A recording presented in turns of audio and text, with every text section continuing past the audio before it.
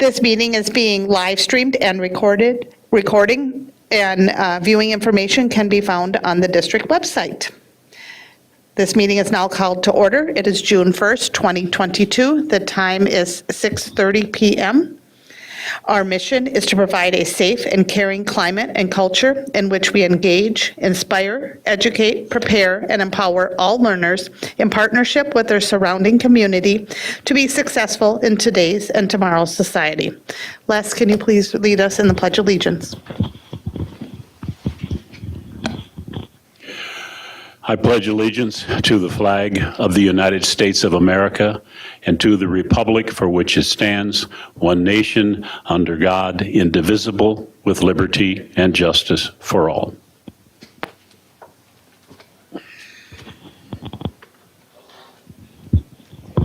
Thank you, Les. Ben, can you please call roll? I can find my glasses. Scott Andreasen. Here. Natalie Copeland. Here. Al Dahlgren. I'm here. Zach Dorhold. Les Green is here. Shannon Hawes. Here. Monica Segura Schwartz. The following cabinet members and staff are present.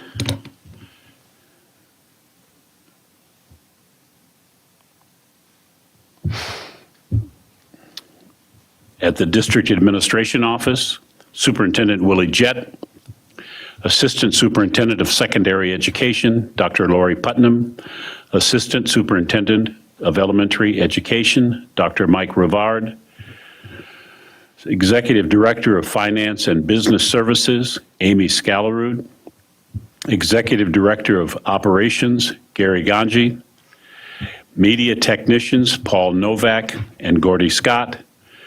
Custodian on site is Steve Hain. The following cabinet members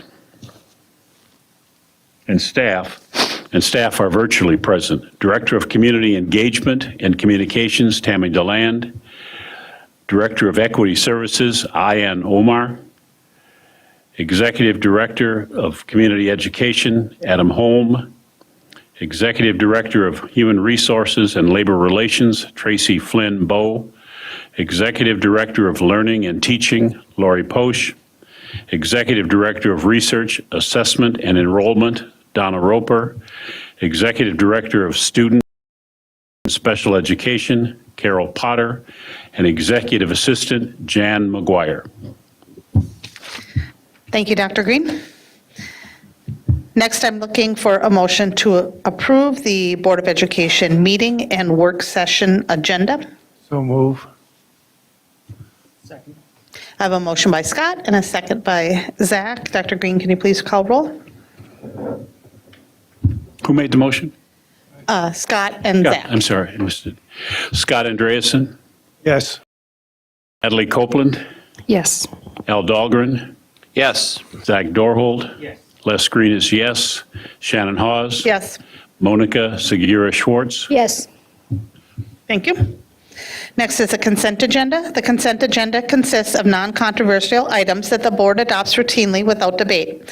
Any single member may remove an item from the consent agenda by requesting removal at the time the consent agenda is moved for adoption. On tonight's consent agenda, item A, approval of personnel staff changes. Item B, approval of monthly treasurer's report for April 2022. Item C, approval of monthly financial report for April 2022.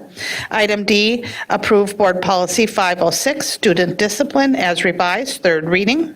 Item E, approve Board Policy 516, Student Medication as revised, third reading. And item F, Talahi HVAC project change orders totaling negative $52,549.11. Does any board member wish to remove an item from the consent agenda? I would like to remove item F. Item F. Okay, so I'm looking for a motion to approve items A through E as read. So moved. Second. I have a motion by Natalie, a second by Scott. Dr. Green, can you please call roll? Natalie Copeland. Yes. Wilson, Yes. Al Dahlgren, Yes. Zach Dorhold. Les Green is yes. Shannon Hawes. Yes. Monica Segura Schwartz. Yes. Okay. Item F, Mr. Dahlgren, it's a negative number. Yeah, I just wanted a clarification on it. I didn't really understand what was going on with that one from the little write-up. It said I didn't understand what the change was. And I can give the Cliff Notes version. I don't know the details because I am not an HVAC expert, but there were changes that were able to be made with the equipment and the way the project is being implemented that resulted in some savings. And we knew that there was the possibility of that going in. Once they got in there and started opening things up, that there was a likelihood that there would be some things that they could change. If you're looking for more detail, I can certainly connect with you one-on-one after talking to the engineers. But that's my high-level understanding of why we have a deduct going on. I think I was mainly just looking at it. It's a big, I mean, $50-some thousand, and it's just an appreciation that we find some honest contractors to work with, and when they can save money, they do save money for us, and we recognize that. Yeah, absolutely. We are. And that's a big savings. So, thank you. Thank you. Okay, then looking for a motion to approve item F on the consent agenda. So moved. Second. I have a motion by Al and a second by Monica. Dr. Green, can you please call roll? Al Dahlgren, Yes. Monica Segura Schwartz. Yes. Shannon Hawes. Les Green is yes. Zach Dorhold. Yes. Natalie Copeland. Yes. Scott Andreasen. Yes. Thank you. Okay, moving on to our discussion and action items. Tonight we have 2 action items. First up is approval of list of graduates for Apollo and Tech High School, presented by Dr. Lori Putnam, Assistant Superintendent of Secondary Education. Good evening, Chair Hawes, members of the board, Superintendent Jett. Be able to share that we have many students in the class of 2022, over 750 students who will be who have earned completed their credits and earned their high school diplomas, and those lists were shared with Chair Hawes, and we are looking for approval tonight from this board on the list of graduates.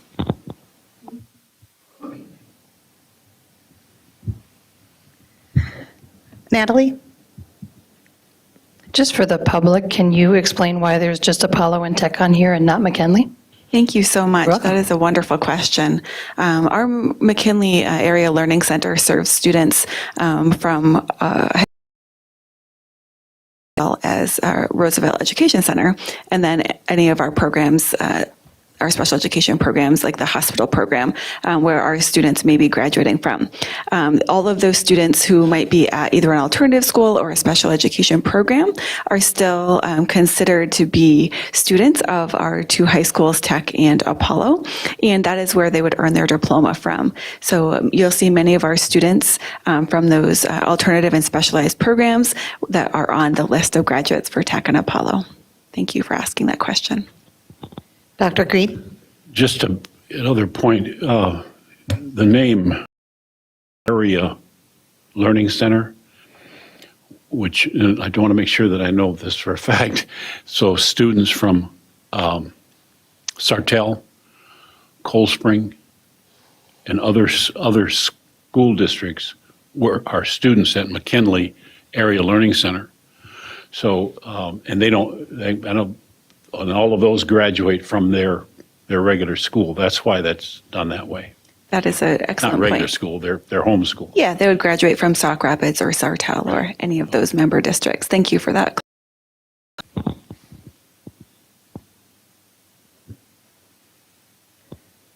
Okay, this is an action item, so I'm looking for a motion to approve the list of graduates. So moved. Second. Any further discussion? Okay, I have a motion by Natalie and a second by Scott. Dr. Green, can you please call roll? Natalie Copeland, Yes. Scott Andreasen, Yes. Zach Dorhold, Les Green is yes, Shannon Hawes, Yes. Monica Segura Schwartz. Yes. Did I get everybody? Nope. Oh, Al Dahlgren. Yes. I went too fast. Okay, on to our second action item. We have approval of purchase agreement for donated land adjacent to Westwood, presented by Amy Scalarud, Executive Director of Finance and Business Services. Good evening, Chair Hawes, Superintendent Jett, members of the board. So this is bringing back the item we discussed at the meeting last time about the land adjacent to Westwood that we have a donor who desires to donate to the district. When we spoke last time, there were 5 lots that we were talking about that would be treated in 2 separate transactions. The first of those are what you see on the screen tonight. It's lots 1, 2, and 5. This is all vacant land with the exception of a small shed on lot 2. And so this is being donated presently, and this is the purchase agreement we have in front of you this evening. You will see it's a $0 purchase agreement to reflect the fact that it's being donated.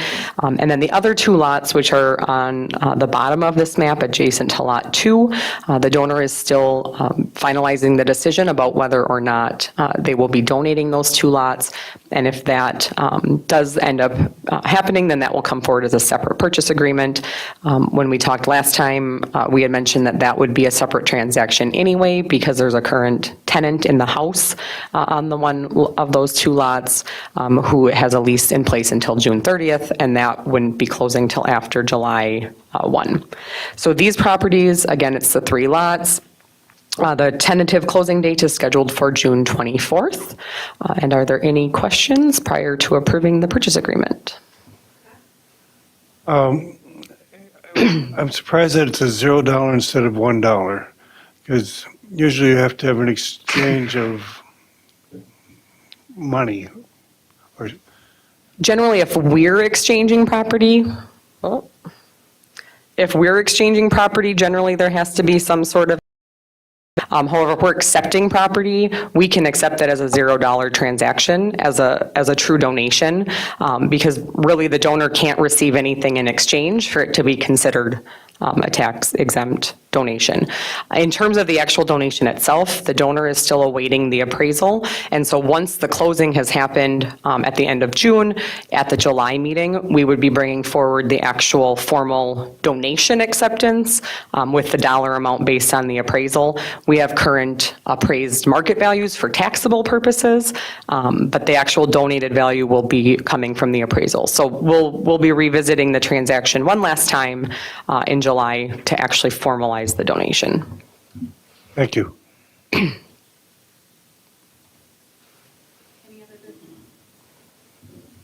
Any other discussion? Natalie? Thanks, Amy. As I was looking at the map, what are the other 2 that they're thinking about? Is it the ones right by that triangle there? Or? So the other 2, if you can see the arrow kind of where I'm pointing on the screen, are right here. So right next to lot 2 on the bottom. This first one here, it kind of outlines up and over, is a house, and then it's a vacant lot next to the house. So those 2 are still being contemplating. We expect to have a decision hopefully by the end of the week or early next week. And then we would, again, bring that forward. If we have a decision, we would bring a purchase agreement to the next meeting. And then again, the formal donation acceptance would be after July 1st with the closing on that one after July 1. Okay, and then to the right of 5, are those 2 lots owned by someone else? Yes, so Okay. those are 2 homes, and those are owned by current occupants. And so, in terms of district use, we don't have a intention, obviously, to be building or developing on the land, at least not at this point. We're really primarily interested in accepting the land for educational purposes, whether that be some sort of outdoor space or planted area or community garden or something like that. Plus lots 1 and 2 have river access, which would provide some nice unique educational opportunities that we don't really have for our students, both at Westwood and also with our students at Catherine Johnson and Apollo being relatively close, just to provide some opportunities there. My next question was going to be, what do you think you might use it for? So thank you very much for reading my mind. I read Amy. your mind. That's all I have. Thank you, Chair Oz.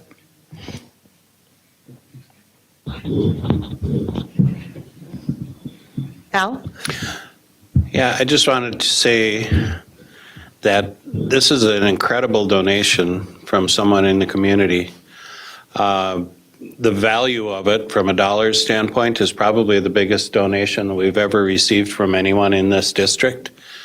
And the opportunities that it presents for the students at this school are also incredible. It has some river frontage for them, which is great for science and nature projects, and it's within easy walking distance of the school. And I know they were talking about Lot 5 up there being a great spot for some gardens for the students to plant and different science projects in the spring for early planting. And so it's just, I hope the donor understands that we are very, very grateful as a district for this donation. I certainly will vote yes to accept it.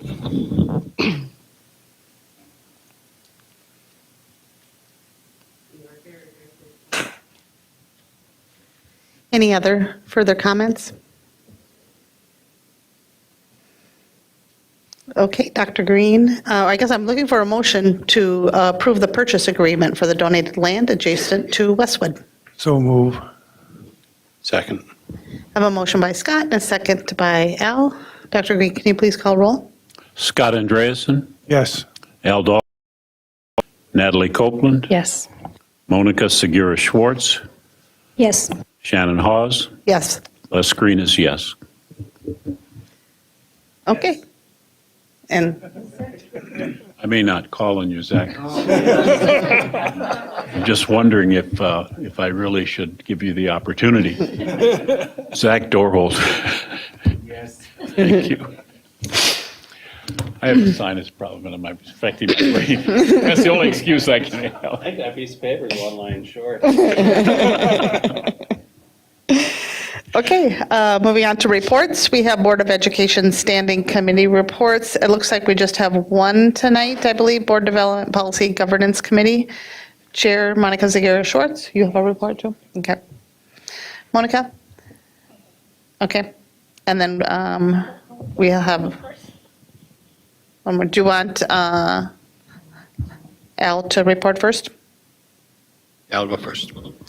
So Board Finance and Audit Committee, Chair Al Dahlgren. Yeah, Board Finance and Audit Committee met last Friday morning, the 27th, and we had a long meeting. It was probably the longest one of the year, three hours plus. And we covered the budget, and I'm not going to go through it in detail here because we're going to go through it in detail in just a couple of minutes. And that was the only thing on our agenda that day, and we spent lots of time on it. We're not doing 3.5 hours, though, of detail, right? No. Okay, Board Development Policy and Governance. How'd you do?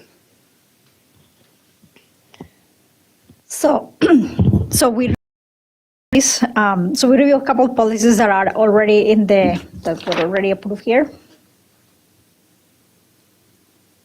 for third reading. They were in the agenda. We also review Board Policy 730, extracurricular transportation. Board Policy 711, video recording on school buses. Board Policy 712 for video surveillance other than buses. 708, transportation for non-public schools. We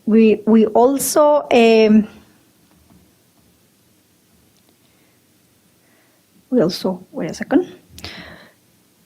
We also discussed with board members and place on consent agenda the 710, 711, and 712. That's the ones that I just said, sorry. And the following policies were discussed and brought forward with revisions. That will be 707. Just check that is true. Yep. 707, 709, and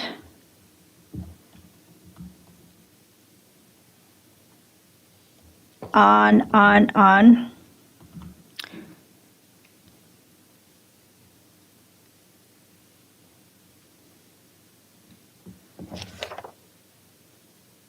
And we also talk about the review of Policy File 4, Section D, headquarters. And we actually discuss a policy that we are proposing to bring forward as a new policy, and it didn't get into agenda today.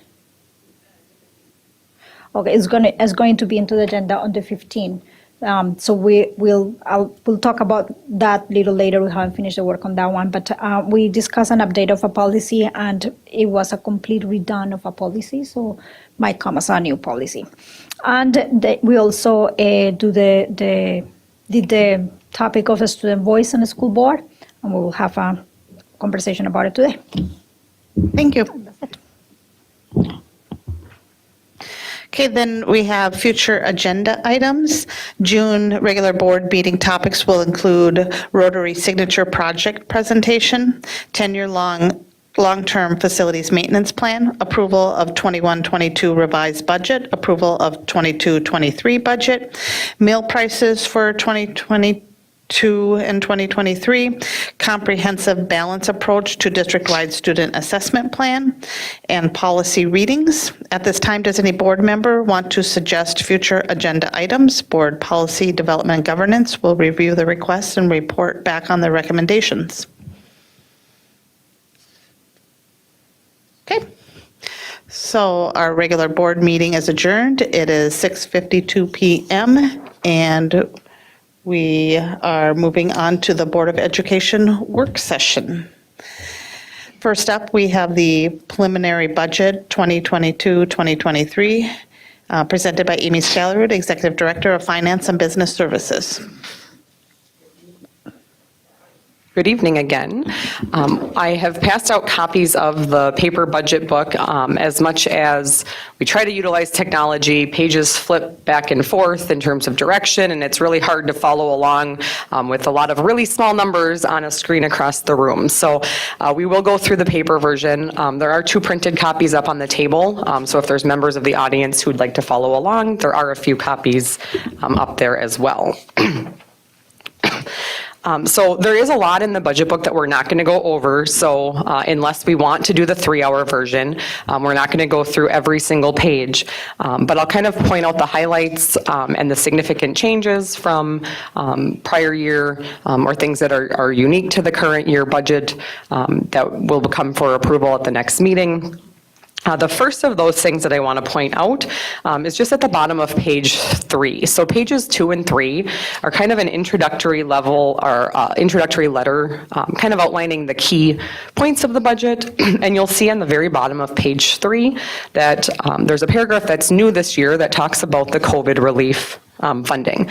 So in total, between all of the different various relief funding sources, the district has been allocated approximately $56 million in additional one-time COVID relief funds. Some of those funds started back in fiscal year 2020, and those funds will continue through fiscal year 2024. So we've added a note to that effect because you're going to notice a common theme tonight where we say this is, different from typical because of these additional funds. So just to kind of point that out and bring that to everyone's awareness at the forefront, that's obviously impacting revenue expenditures in a number of areas, and it will impact our trend analysis as we look at a 4 or 5 year multi-year presentation. It's going to have an impact on interpreting this report for years to come. On page 4 then is the special education cross subsidy. This is one that we talk about every year. There really has been no significant change in this. As of yet, there isn't been significant movement from the legislature to increase funding. There was a small change after the 17-18 year. So you'll see it did drop down a little bit from about a $13 million shortfall in 17-18 down to around anywhere between 11.5 and 12.5, kind of depending on the year and where expenses and things land. That one little bit of improvement came from a few changes legislatively at that time, both with increasing a small amount of special education cross-subsidy aid, as well as removing the growth cap. But there have been no changes to the special ed funding formula since then, and that's pretty apparent when we look at that bottom line shortfall staying pretty consistent, and we know that's not news to us as a district. We know that's a large number that clearly, we would have a plan for things that we would be able to do for students if we had that fully funded. The next few pages have some comparative information on activities and administrative costs and pupil ratios. There's some information on the curriculum review cycle. In the interest of time, we're not going to go through those page by page. We did a deep dive on all of that at Finance Committee, but certainly if as you're looking through this, either now or later, you have questions on any of that supplemental information, please let me know, or feel free to reach out to me after the meeting to make sure that if there's questions or concerns, those can be addressed before we go to approve the actual budget document at the next meeting. If you want to flip to page 9, I will look at this page really quick because this is a page that has some impact again from some of the pandemic-related changes. The top half of page 9 looks at enrollment. And so not new news to the board. We do enrollment reports every year, but we do see that we had about a 4.4% decline in enrollment in 2021 as we kind of moved into the post-pandemic shifts, and a slight decrease then also into the current year, which again, some of that was anticipated and budgeted based on class sizes coming in and out. And then we expect to hold steady kind of based on where enrollments are at for next year at this point. But we know based on historical trend that enrollment for the district can be very fluid and can change significantly from year to year. Also, something that has drastically changed because of the COVID relief funds is the operating revenue comparison on the bottom of page 9.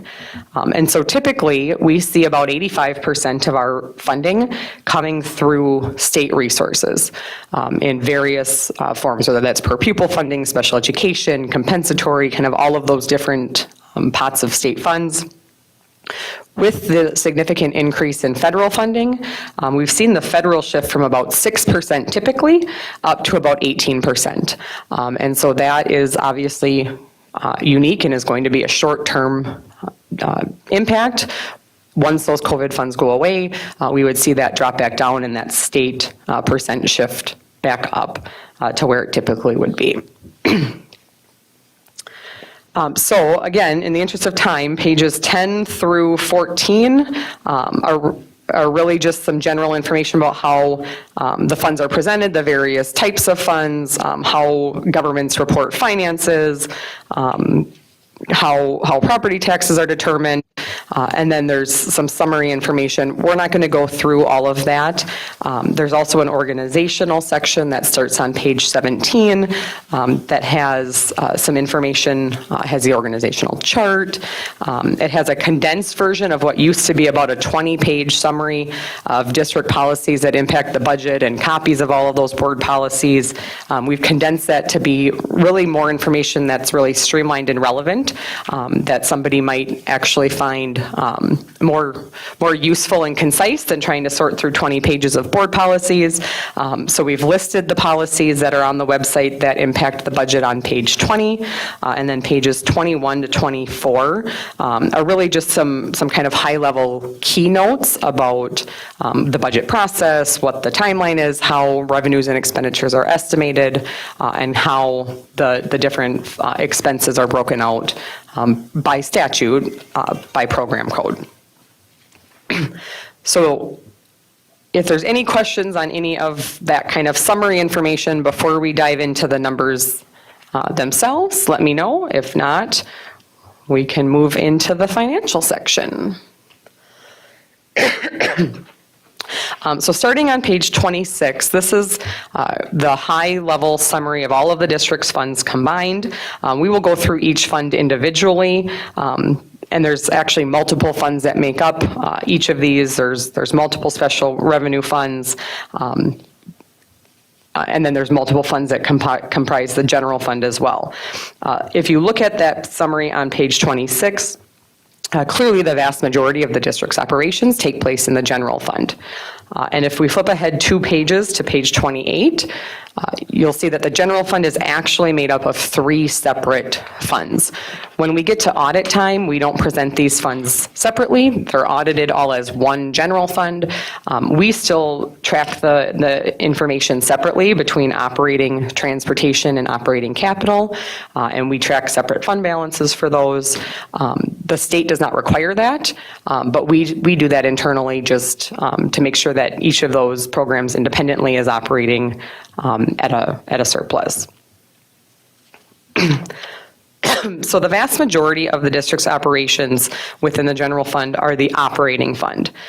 Flipping to page 29 is the detailed presentation of the operating fund, and this shows the 22-23 budget, which is what we're focusing on, but we'll also make some references to the 21-22 readopted. You'll notice as you look through the numbers and through the budget report that there's much more similarity between 21-22 and 22-23, just based on the fact that we have those significant COVID funds, primarily the ESSER funds, in both of those years. 2021 had less of that. There was a little bit of COVID relief funds, but not to the extent that we're seeing in these 2 most recent years. So looking at the revenue section, again, what's already been mentioned is the significant increase in that last revenue line, the revenue from federal sources. Typically in a normal year, we're at somewhere between 6 and 7 million. We saw that jump to 14 million in 2021, and then up to in excess of 26 million for both the current fiscal year and for upcoming 22-23. And again, all of that coming from COVID relief funds. The expenditures we'll look at on the next few pages, where it breaks out those into even more detail of category. The only other thing I'll point out on page 29 is just looking at that bottom line fund balance at the end of the year. And so at the end of 2021, actual audited numbers were at about 20.4 million in total fund balance. We would anticipate that holding steady through the completion of this year and through next year. And really the vast majority of that is in the unrestricted fund balance. And that has almost doubled in the last 5 years. So if we look back to 16-17, that unrestricted fund balance was 8.8 million, and really an intentional effort on the part of the board as they do contract settlements and budgets to make sure that we're operating at a sustainable level. Moving into pages 30 to 32 then, this is where we actually break down all of the expenses of the district into each category. We do not define these categories. These are defined by the UFARS system that the Department of Education puts out, that all districts are required to follow. One thing that I want to note, and we did add a little note to the bottom of page 32, sometimes you see lines that all of a sudden were 0 and then they have a huge amount, and sometimes there's drastic shifts in some of these historical numbers from year to year. That's typically not because we're doing anything different. It's because the Department of Education has put out new guidance as it relates to the coding, saying, oh, you used to code this as instructional support, code that as instruction-related technology, or something where they're trying to further define how to subdivide things out. Typically making things more complex than simple.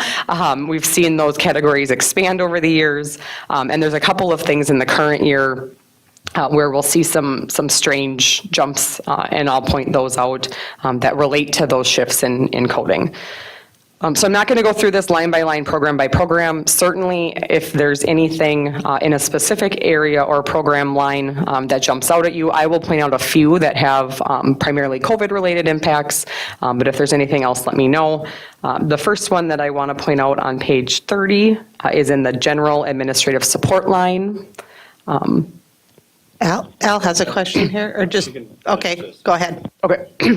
On page 30, the general administrative support line, You'll see 2021 actual about 880,000, with a significant jump in that line to 21-22 and 22-23. This is the line item that the recruitment and retention stipends that the board approved as part of each of the contract settlements for all of our employee groups. That is where that expense from a COVID funding standpoint is getting picked up. So that's why you see that significant shift in that line item. The next line that has a really significant shift is about halfway down the page in the regular instruction section. You'll see a line for secondary education. That was about 4.4 million in 2021 and has shifted to 8.9 million in 21-22 and 8.2 million in 22-23. That is not an increase in expenditures in that particular area per se. That again is a change in how MDE is asking us to code staff that are funded with compensatory revenue. Historically, those staff have been maintained in the content area they're teaching in. So if we're using compensatory dollars at a junior high school or a high school to fund additional social studies or math or language arts positions, we would code those as social studies, math, and language arts. MDE has given new guidance that breaks those into specific compensatory revenue funded codes that are getting picked up in the regular instruction line. So you see a big increase there, but throughout all of the rest of the programs, we're seeing decreases in those content area expenditures to offset that. So again, that's one of those not really within our control, but makes it hard sometimes to compare information year over year. And then the last one that I'll point out that's a COVID-related impact is actually on page 32, and that's in the pupil support services line. And so you'll see historically going back to 2019-20, we typically have about $4 million in pupil support, with most of that coming in the form of guidance services. And you've seen both in the existing where we had existing costs like school guidance, but also in new lines like mental health services where we haven't had as much significant focused positions. We have a significant amount of positions that we've added with those COVID relief funds, both in terms of nursing and mental health and counseling and guidance in those various pupil support services. So that is probably outside of the regular instruction sort of category where we're seeing the biggest impact in terms of expenditure impact from the ESSER funds. Are there any questions on any of the other specific lines? One quickie. Oh, go ahead. Al. Oh, I want to ask a question on the music line. I had some feedback this week that I did pass through, so it won't be a surprise to anyone, but it was about the expenditures into music education, and going from 2 million, 2,031,044, 2,078,019, 1,009,000, 2,093,000 to 1,7 to 1,6, and that's about a $400,000 drop in music education or in our budget for music education. Wondering how we continue to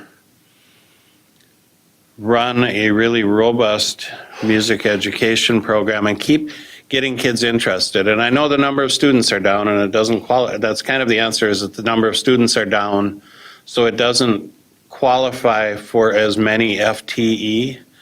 So we've eliminated some FTE, but how do we keep kids interested, and how do we keep getting kids to come to the music program if we aren't fully funding that program to where it needs to be, or do we feel that we're there? That's probably more a question for Dr. Putnam than you. Al, thank you for asking that. It's something that I think we've had conversation with every single person on this board. If I'm curious what your suggestion is, if you would like me to answer to try to answer those now, or if you'd like us to prepare. Yes, okay. So let me do my best then. Superintendent Jett saying do it now. So it's something that we are paying close attention to. We've done a couple things. We have hired a consultant who has had successful teaching and program building in Wisconsin as a classroom teacher, and then here as she currently works for Great Theater. And so she is doing focus groups with students and with staff to understand, and I don't know about families, but that would also be a great, if I know Lori's listening, that's another great perspective if we don't have that, or if Kendra's not planning on gathering that. And it's Kendra Dando, by the way, for those of you who may or may not know her, she's quite fabulous. So we're trying to gather feedback, right? Lori Posh, Tracy, and I, along with the building administration and our entire secondary music team, met every month in not this year, but the year prior, trying to collaborate and understand what is it that we need to do. We have talked about getting more input, and that's partly where that student and staff and family feedback comes from, into the kinds of courses that we offer. And that's something that Kendra will work with and Lori and her team will work with our music teachers on developing some other kinds of classes, and also teachers' confidence and expertise in offering a different kind of option for some of our students. We have also, we understand that there's a concern about lesson time, right? When we took lesson time out, because just so everyone's on the same page, in the past, when lessons were happening, our students were being pulled out of core content. And that's a real challenge, right? It's pitting a music experience, which we value, against content, core content, right, that we are tested on, assessed on, and held to account for, and which we also value. So we tried removing that out, and as we did that, we increased the amount of time that our music teachers saw their students at the high school. So it was every other day, and so we switched that to every day to try to offset some of that loss. We haven't found, and based on music teacher input, that to be a highly effective solution. So we're putting about 25 to 30 minutes back into our middle and high school schedule next year. It'll be called Eagle Time or Tiger Time when you see that or you hear it from your students. And that will be an opportunity when students can get that direct instruction from music teachers on lessons, voice, orchestra, or band. So that is something that we are trying. We thought that was a better idea than pulling them out of social studies or math, right? That just sets people up for some challenges that we don't necessarily need. So we're going to try that. Let me think for a second about what else I'm missing. We do also have in the budget for next year a part-time fine arts coordinator. Unfortunately, it doesn't show in this or the fine arts line because we're using Title IV funding for it. And so again, having to code things the way MDE requires us to code things, that position is kind of buried within the Title IV budget line. But that is new. We haven't had a dedicated coordinator position. And that's, like I said, part of the budget for next year and will be posted soon. Do we feel that there's been any substantial impact on participation rates due to COVID, driving students out of those programs? I mean, when COVID was first hitting, there was just basically no music programs. We weren't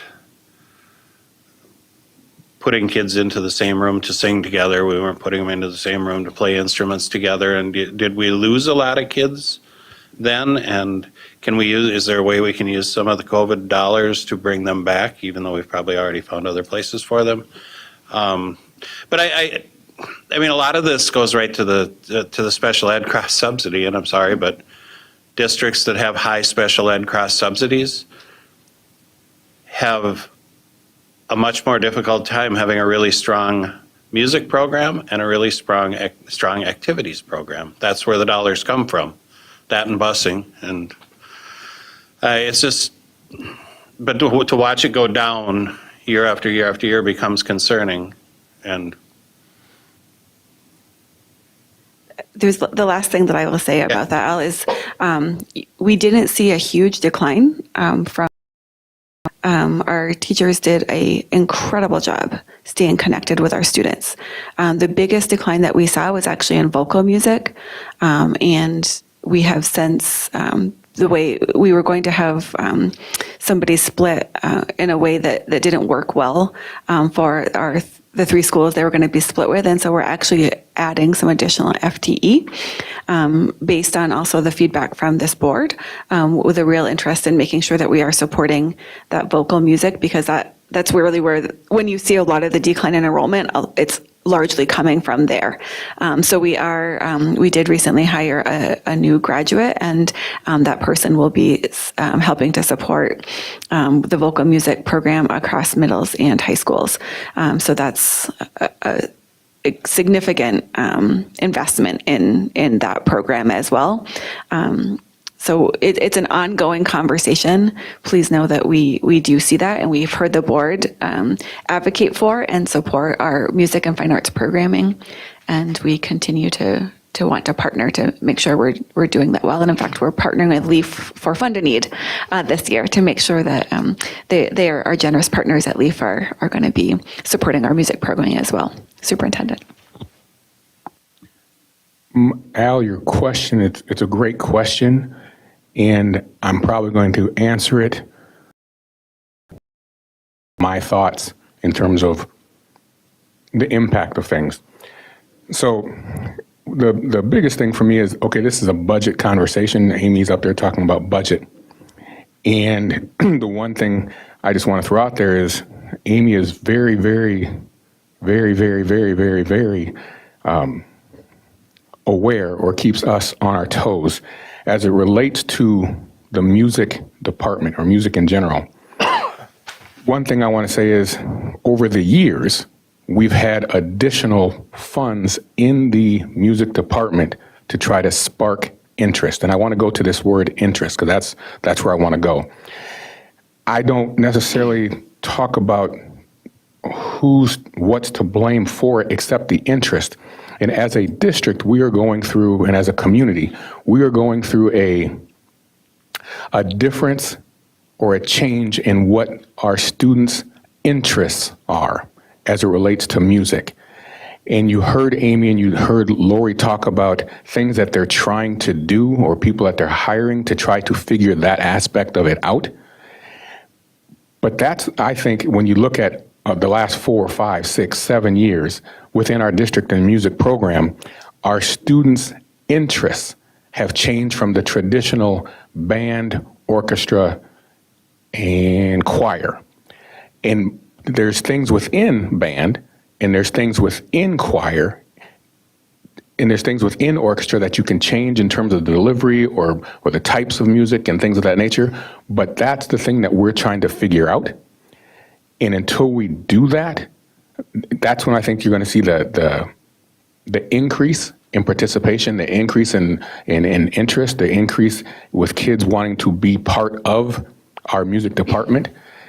And we can talk to students, and you can talk to parents, and our staff has to be on board. It's this moment in time. And my 5th, 6th district, and Shannon's laughing. And so, I used to use that yep, I used to say that part of not being able to keep a job. But anyways, I've been a part of districts where that change has happened or is happening.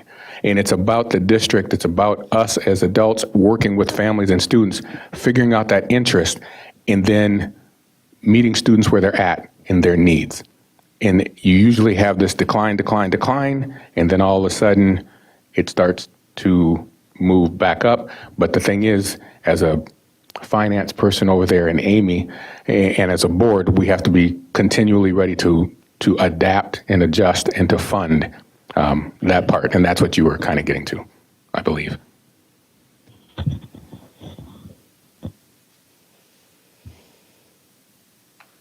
Okay, so I have Scott. I think, Natalie, did you and Dr. Green? Or I had, but Scott. Oh. Okay, Scott, would you mind? Hers is. I just wanted to say that Personnel Committee had a very long discussion about this, and I think we will probably continue to have that discussion at that committee level, just so the folks here on the board know that that's something that we're keeping our eye on at a committee level as well. Thanks. Scott, and then Dr. Green? I was just going to say that in about 2 years, this money is going to be gone, all this federal COVID money. Are we doing any preparation for when it's all going to come crashing down? Yes, absolutely. The first and foremost is just the awareness, right? We are very forthcoming and repetitive when we're both presenting to the board and to district administrators, and I sound like a broken record sometimes when I say, this money is temporary, this money is temporary. So that is very much in the forefront of everyone's minds. I do want to be clear that when we talk about the increase in the revenue and expenditures, there's a lot of one-time costs that are reflective of these expenditures too. We're not looking at a $12 million increase in federal revenue each year and saying we're hiring $12 million of people. Even if we wanted to, those $12 million of people don't exist. And so there's a lot of one-time costs for whether that's technology or building improvements or furniture or curriculum resources. So a lot of this is coming in the form of one-time purchases that we'll be able to benefit from and use for many years. But yes, the positions, there is an awareness, and that will be a process, and we've already started looking at that process and what are we doing to analyze, how are we measuring the effectiveness of things that we were doing pre-COVID funding and things that we've added, so that when the time comes, if there isn't enough funding to continue supporting everything that we currently have in place, we have that process already established to prioritize what's being the most effective, what's the highest priority need for our students, and then that would be decisions that would be made at that time. Obviously, in a perfect world, the state legislature would come through and fund the special education cross subsidy, and then we could continue doing everything that we're doing. But we know that that's not certainly a guarantee. But yeah, those are conversations that we're having and will continue to have for the next 2 years. That's my concern. Dr. Green?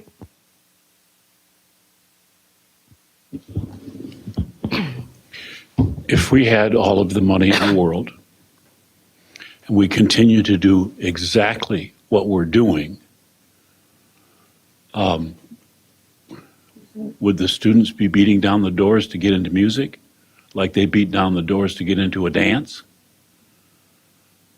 I mean, it may be that we're doing the same old thing in the same old way, and that I think the point of student interest may be that, I mean, people are paying $2,500 for a front row seat at a concert, for God's sake. People like music. Maybe we got the wrong kind of music for 19-year-olds, and maybe for whatever age they are. So it might be something to look at. Oh, you know who we could ask? Ask the students. That would be a novel idea, wouldn't it?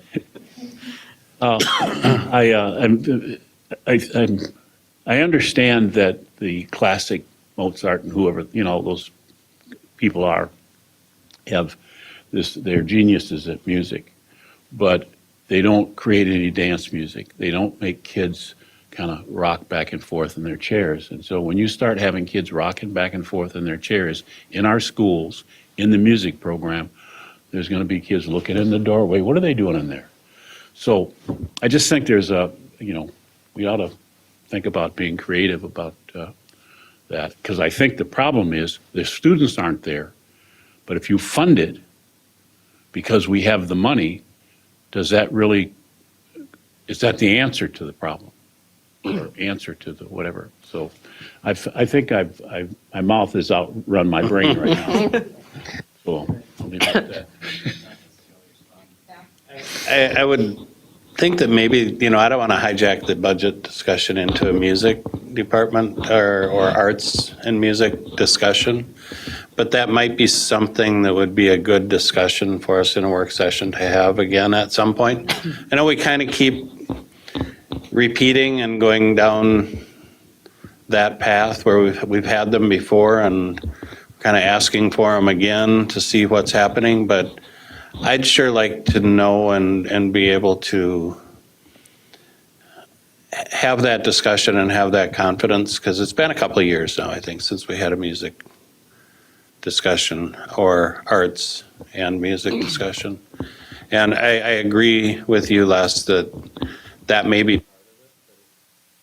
But when there's no, when you only have so much funding, you pretty much do what you did to continue that programming, but it doesn't give you funds to go out and explore alternatives and other ways to get kids involved. And that I think is what's partially missing.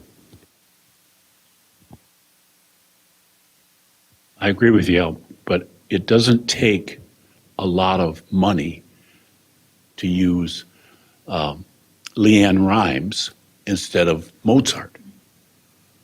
It doesn't. And that's all I meant about changing. And I guess if you mean sorry, keeping the same, Monica had her hand up. Yep. if you meant keeping the same structure, yes, I agree. Yep. Monica and then Natalie.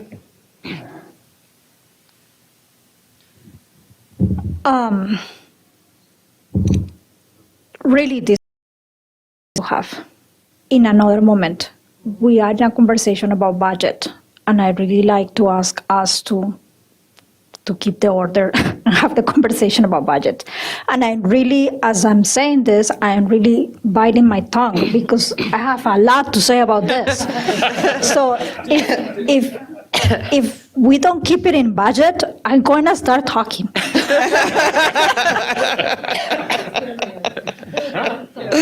We hear you. Natalie? If you want to see kids rocking back and forth, let me tell you, Apollo Jazz Band, y'all, Apollo Jazz Band, number one. So my question is about the budget. Amazing. I'm following Monica's lead here.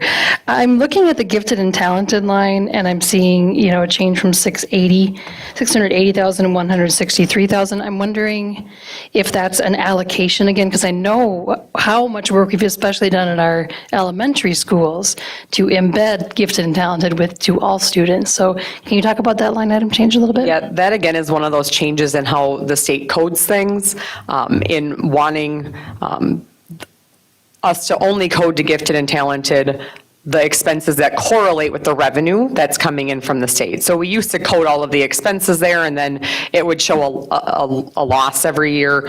And the state doesn't like to see that. They say your revenue and expenses should kind of net themselves out to the revenue being generated. And so that's really shifted. We haven't shifted or reduced in any of that gifted and talented programming. It's really just, again, embedded within some of the elementary regular instruction, because those are really predominantly elementary. And the same thing too, advanced placement is technically part of gifted and talented. We do sometimes use gifted and talented funds from the state for one-time textbook purchases, then it ends up in the gifted and talented line. But those teachers who are teaching AP courses and all of those that are really an extension of gifted and talented programming are kind of lost, if you will, within the other various program codes, just based on how the state wants us to code things. Thank you. That's what I thought you would say, something of that nature. But knowing how hard we've worked in gifted and talented at elementary level, I'm like, don't take only the numbers as to what we've done. Thank you, Amy. Al? Just one more comment, and just in fairness, this is a budget discussion, and I know it's a budget discussion, and there's a lot of work that's been put into the budget, but it's a discussion about the preliminary budget. And I've been around long enough to know that if you don't bring things up during the preliminary budget and talk about it, the areas that may need more money or less money, once the budget's adopted, you're waiting until the next year's preliminary budget, at which point in time you can bring it up again. So it is fair to have these discussions during the preliminary budget discussion. I don't feel like it was derailing, but I know it's a bigger discussion than we can have right now, so. Monica? So I have a question for you. Are you suggesting that we increase the budget for music? I would suggest that if we could find a way to find the funds, yes. But, yeah, just sort of follow up of that. the issue with increasing the budget for music, which I am totally for it, is like we don't know for what. So would it be for instruction and getting a new teacher, or would it be for, so how do we do this in a responsible way for right now, or maybe we have the discussion later? Yeah. There's a couple of weeks before this comes back to us as a budget to adopt, so there is some time for discussion amongst administration in the meantime. But the first place I would look, Monica, is to, if we're going from, where is that one on this there? If we're going from 1.7 to 1.6, what are we taking out? What's coming out of the music education? What are our needs? Based on a needs assessment, what are things that we would like to see, and how much would that cost? And then, if, like I said, if there was loss in music due to COVID, some of those COVID relief funds, the major portion that the government wants us to spend is on learning loss and learning recovery, or recovery of the students, and to get them back on track. And if there's any way that there's some dollars available that we could slide over there so that we weren't seeing a reduction in the music programs, I think that would be a really good thing to do. But it's a suggestion kind of on my part to administration to, hey, maybe we could take a look at it again. And I hate to see our music programs get smaller and smaller and smaller. And I don't have the answer to how to turn them around unless you gave me a lot of money. Then I could find some things to make it really cool. But if you could look at it, I would appreciate it.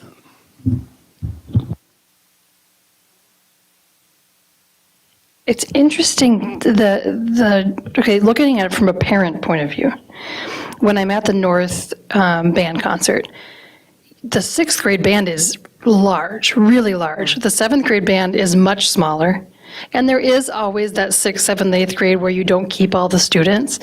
But even when Milo, who's now in 7th grade, was in 6th grade band, it was smaller because they had to learn. I mean, this is just, I'm only talking about North, 6th and 7th grade. They had to learn instruments over the web. And that's totally ridiculous. That's all we could do. So I do see in that case, and other parents around me are like, wow, you see the difference between non-COVID year 7th grade and COVID year 6th grade. So maybe it's that so many other kids and from 5th grade to 6th grade were so excited that they're making up some of that. But I know all my kids are in music, there was loss because of COVID and because of lack of being together and playing. And some of that has been made up. But for some kids, when they were, not really playing an instrument for a year and a half, then they aren't there anymore. So I do agree with you that there's some of that that's going into it as well.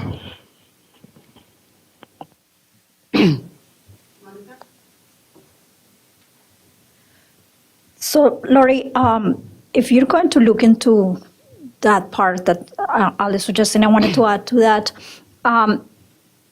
So I do understand that you're getting a person that you mentioned, Kendra, about likes of the students and what is that, like deeper into that. I'm not sure what is the plan with her or what you're planning to do, but looking at what tools or what other resources this person will need to learn more about the students, or I don't know what are they doing, but I suppose like focus groups or those kind of things, and professional development. I'm looking for people that will come and bring other experiences or other forms.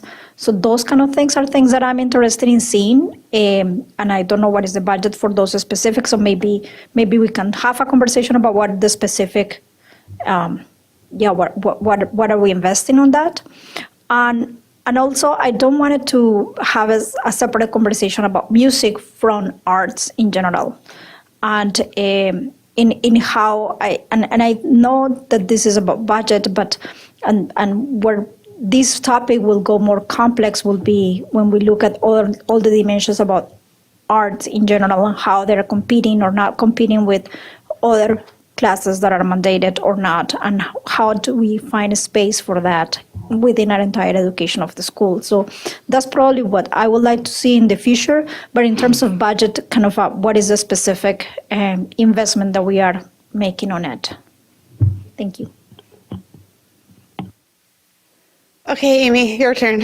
Any other questions on the general operating fund expenditures by program? So that would be pages 30 to 32. And certainly, if you're looking through it, between now and the approval, and something jumps out at you as a number, in terms of why there would be a change or what's going on with a number, just reach out to me and I can walk you through that as well. So the next component of the general fund on page 33 is the transportation budget. The transportation budget is one of the few areas that we're really not seeing significant COVID funding or COVID-related change. We are seeing expenses increase as fuel and other things have increased. So, you'll see some growth in both the revenue and the expenditure side there. But otherwise, really, transportation is primarily business as usual. So unless there's questions on the transportation budget, we can move on to the operating capital budget, which is on page 34. And again, operating capital budget has been operating fairly consistently. There was one portion of COVID relief funding that came through the E-rate program. If you're familiar with that, it's known as Ecf Funds or Emergency Connectivity Funds. And so that is why you see the significant increase in the other local and county revenue line. That doesn't come as federal revenue because it flows through the E-rate program through a county agency. But that is a significant increase in terms of both revenue and expense in the 21-22 readopted budget. So typically we see about $1 million in other local and county revenues there, and we're at just under 1.9 million. And then there were expenses, obviously mostly devices and other technology costs that were coming from those funds. We have also applied for ECF funding in their next wave of funding that would potentially impact 22-23.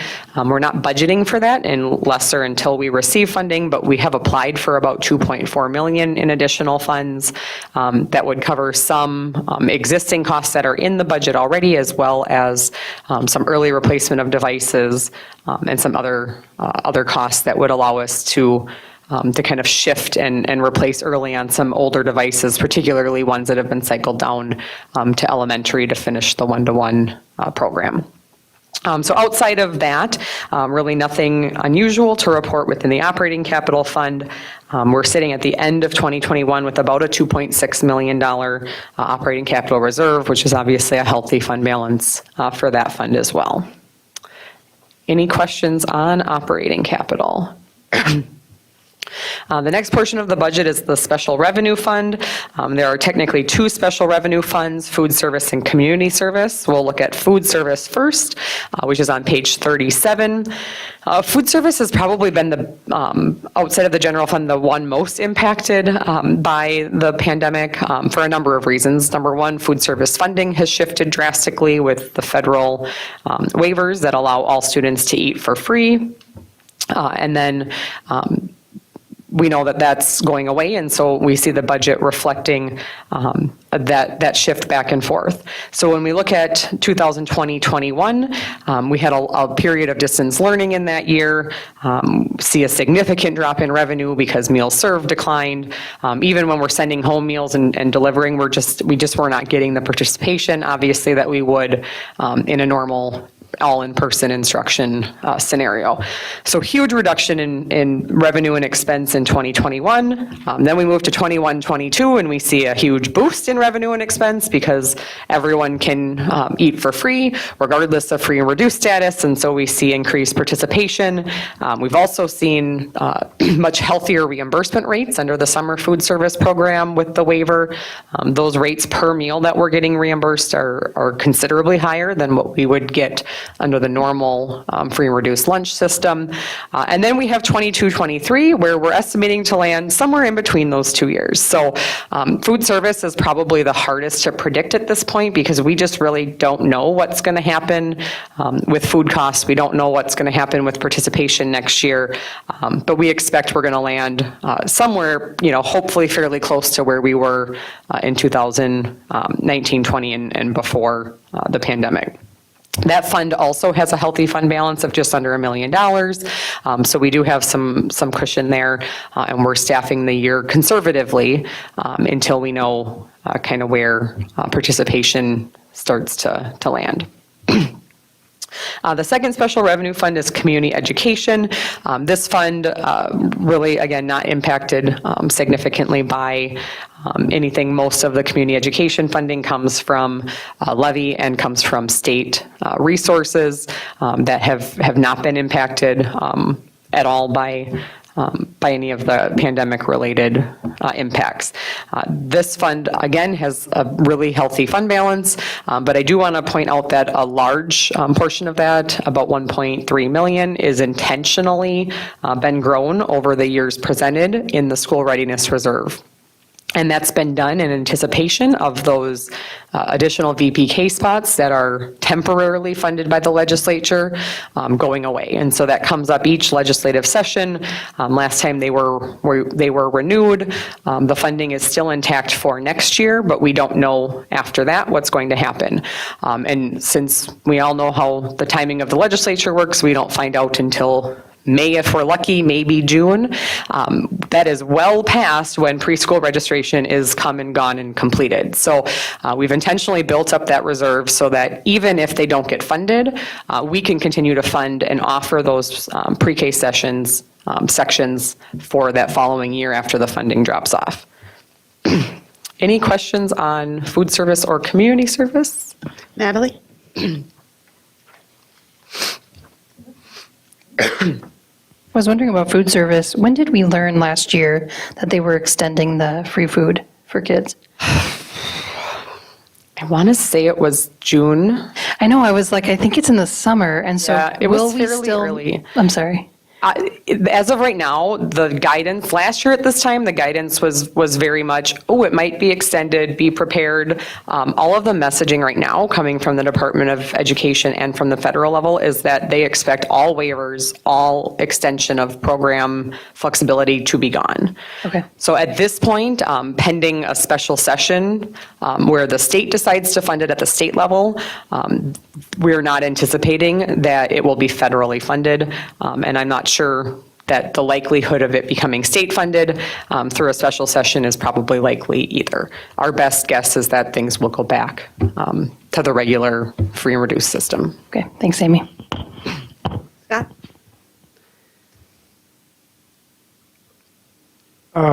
We had a reduction in meals during COVID, but that was partially offset by an increase in transportation to deliver what meals we were delivering?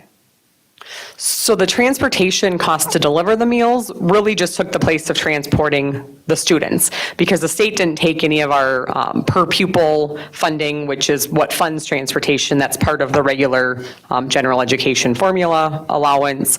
And so because the state didn't take away any of our funding, we had that transportation funding intact.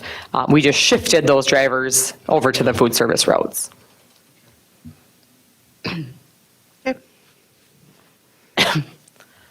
The next fund on page 40 is the Capital Projects Fund.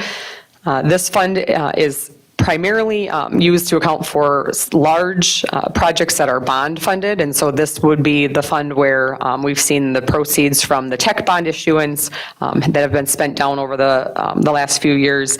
You do see the 21-22 readopted budget having about $15 million coming in. That is the alternative facility bonds that the board approved a few meetings ago for the remaining HVAC projects. And then you'll see offsetting expenses in 22-23, starting to spend those down. Those projects would be happening in the summer of 23, which would cross over between 22-23 and 23-24 school years. So really the remaining proceeds that are sitting there at the end of 22-23 are for those HVAC projects. The next fund is the debt service fund. Again, this fund is not a fund that we generally do much with. It's really just there to account for the principal and interest payments on any existing debt. We did just have the board authorize and approve a refunding, and so that's why you see the bond proceeds in 21-22 coming in at about 75 million. That's refunding the 2017 bond. And then because that was an advance refunding, meaning the old bond isn't eligible to be paid off just yet, we will actually have those proceeds sitting in that fund till I believe it's 2026 when that bond is eligible to be paid off. And so you'll see a deficit budget and actual expenditures coming forward each of the next number of years. That's really not impacting the levy. It doesn't change what we're levying for debt service or change the property taxes being collected. It's just paying one of the two issuances out of those refunding proceeds until we're able to pay off the old one. But I wanted to make sure to explain that deficit because we don't typically see a budget coming forward where we're deficit spending, and that's why. Page 44 is the trust fund. This fund is no longer active. Again, this was not a district level change. This was an MDE and GASB government accounting change. Those activities for any scholarships that run through the district are now part of the general fund. There's a reserve fund balance for scholarships specifically in the general fund, but because none of the scholarships that we facilitate have a formalized trust agreement, they're not eligible to be accounted for in that trust fund. So eventually, in 4 more years, that page will drop off, but just want to make sure to remind board members why that's not active anymore. And then the last funds that we have on page 46, each of these trust funds, or internal service funds, have an individual statement. We're not going to go over those. These are our insurance funds. The individual statements are pretty consistent activity year over year. The only exception that I'll point out is in the health insurance fund. If you look at the multi-year presentation for that, the health insurance fund is sitting right now at a healthy fund balance of about $1 million. That had increased about $5 million, so almost half of that was generated in 18-19 through 2021 with the reduction in claims. We know that there was a significant decrease in our plan members being able to access medical care during the pandemic. The one advantage of us being self-insured is that that money goes into our bank account and fund balance versus going to the healthcare providers. So we had a very good timing in terms of being self-insured, and it's been fortunate that we've built up a really nice, healthy fund balance, a reserve balance in that fund that we thought would probably have taken us 10 years to get to. We've gotten to in a matter of 3 to 4 years. So that will certainly help us be able to curb any sort of drastic, significant increases to premiums for our employees, where we wouldn't have that luxury if we think back to 5-6 years ago when we had no level of reserves. We have a bad operating year. We don't have anywhere for it to come from other than having to increase those premiums. So very fortunate that we have nice, healthy reserves in all of those balances. So that is it for the financial information. There is an informational section that starts on page 50. It has some enrollment information, which we really already touched on at the beginning. There's some levy information, some staffing levels, and then just our bond schedules. So I'm not going to go over that in detail. The staffing levels is probably the most relevant. The only thing I'll note on that, that is on page 53. There isn't a page number on it, but the one thing I'll point out is when we say current staffing, we mean assuming fully staffed. So when we look at current paras, we know that we haven't been able to fill positions, but we always show this based on the number of positions that we should in theory have based on the budget and being fully staffed. If we don't do that, then we're trying to take that from a snapshot in time, and open positions at any given point can fluctuate, and it makes that very hard to actually compare year over year if staffing levels have increased or decreased. So I didn't want people to look at that and say, well, we don't have 340 paras right now, but on paper we do. That's what we would be staffed at, assuming we're fully staffed. So if there are questions on any of that supplemental information, let me know or reach out. Scott and then Natalie. Because we're not fully staffed in paras, that frees up money for something else? So it doesn't free up money in the budget. So when we look at the budget for next year, we staff assuming that we're going to fill those positions, right? They're obligated in next year's budget. When we get to the end of a year and fill those, one of two things happens. So in special education, which is where most of that is coming from, we have to maintain maintenance of effort. And so last year, for example, we bought instructional supplies and classroom materials and things for special education with those budgeted funds, because if we didn't, we wouldn't have made our maintenance of effort with the state. We have to spend dollar per dollar consistently year over year, and saying that we have positions that can't be filled isn't one of MDE's allowable reasons to not maintain effort. So sometimes that happens. If we know we need to intentionally spend, we'll reallocate those dollars within that same budget to a different area, or we see that end up in fund balance. And so there's kind of been a combination of that the last 2 years. We've had significant shortfalls with parastaffing for a few years. That is part of what has also attributed to fund balance increases as we've closed out each of those last few years. But if we're not spending all that money on paras, we could give some additional raises or something to bring more people in. So the challenge with that is that we need those positions. Those positions are budgeted for next year, and the intention and the goal is that we fill them because we have IEPs and we have needs of students who need that support. And so we can't permanently reallocate. That's really a one-time savings. When we can't fill a position for 1 year, we could redirect those for 1 year, but we need to continue to keep the money in the positions and do everything we can to hire them going forward, and to roll it into salaries or other personnel type costs becomes a permanent funded increase that wouldn't be sustainable. Okay. Does somebody have their hand up over there? And then Dr. Green.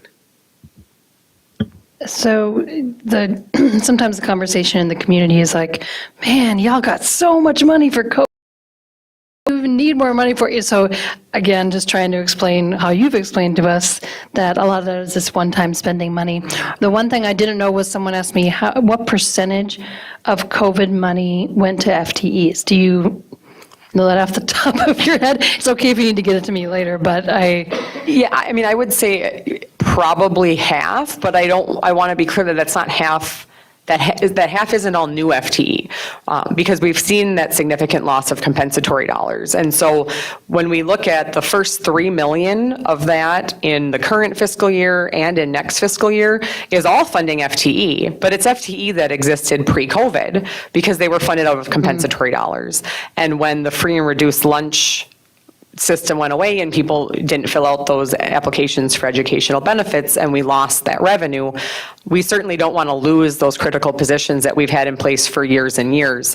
And so there is a significant portion that's funding FTE, but a lot of it was existing FTE. Now that is balanced with the fact that we have added mental health positions and counseling positions, it's kind of reflective of the staffing levels. If you look at that staffing levels chart, you can kind of see teachers are up slightly. We've added a separate line for mental health advocates. Those were new positions. We had 7 of those that kind of became filled through the year this year, but weren't necessarily there all year. There's 10 of those budgeted for next year. There's some increases in some other kind of support positions. So pretty much anything that, when you look at that projected FTE, we're looking at being up about 20 FTE from kind of current and historical. That would be the amount that's really attributed to kind of new added positions, and some of those are support positions in terms of bus drivers, other things. But yeah, a significant portion of it is going to staffing, but not necessarily all new staffing. I forgot about that compensatory that we had to make up, so thanks for reminding me. Thanks. Dr. Green? I'm terrified that this might be a stupid question. but here goes. If we have $100,000 in salary savings last year because we couldn't hire paraprofessionals to work with the students, why couldn't we take that money, which was not spent because we didn't have staff, and put it back into, the cross subsidy thing that we keep talking about, couldn't it go back into regular education? So essentially, it goes back into fund balance, and then the board, could certainly, dictate any spending out of fund balance. Usually by the time that we know that that savings is there, like I said, the first thing we have to do is reallocate it within special education because of that maintenance of effort. And so some of that has been done again this year. We have very little actual identified federal money for special education. Special education is the one area really where there was no COVID-specific funding or very, very limited. We had about $500,000 to cover all of the recovery services time. So education savings from this year has been retasked into recovery service time for special education. And again, partially because if we don't, we're not going to make maintenance of effort. If we had enough where there was still money left and we were making maintenance of effort, that certainly could get reallocated into, again, a one-time cost, because that's a one-time savings. But usually by the time we actually know what that amount is, it's when we close out the year for audit. So by the time we would have the awareness of what the actual savings is, at that point it's in fund balance, and that would be the venue for the board to reallocate is to take it from fund balance. Amy, I want you to know, as I was listening to you, I was saying, why did I ask that question? Why did I think she doesn't know that? Why do I think you can't figure all that out ahead of time? So thank you very much for your tolerance. Natalie? Natalie? You said tolerance, and so some of the questions you're asking as a board, we asked Amy that during cabinet, and you said tolerance. She has none for us. We get our hand, well, I get my hand slapped more than once. I'm kidding, Amy. You should live stream your meetings. Then she's nice. Okay, so as far as fund balance goes, we're working towards a certain percentage. Is that correct? Yeah, so the target minimum, and we're actually at that target minimum, we're at our 10%, which is our Right. targeted fund balance.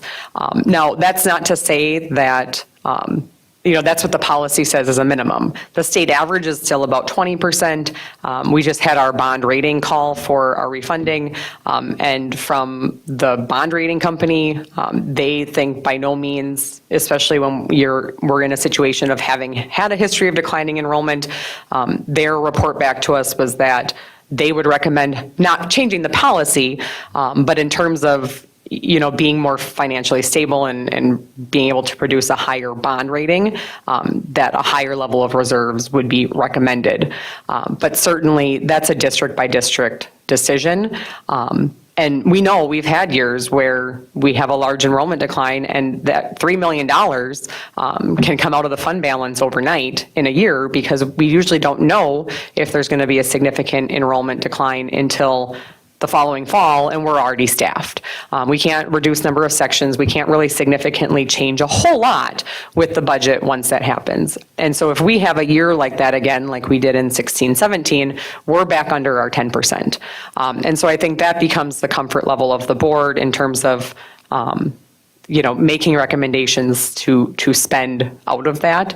That's certainly a board conversation and decision that would need to be made. And I think there's also a difference between saying, let's reallocate 100,000 of one-time savings or 3 million, right? So but that's certainly something that at any time the board could come and say, this is a need, and we don't have an identified funding source, and that would be the conversation. Do you know what the bond people would want to see the percentage at? Or does that not really matter?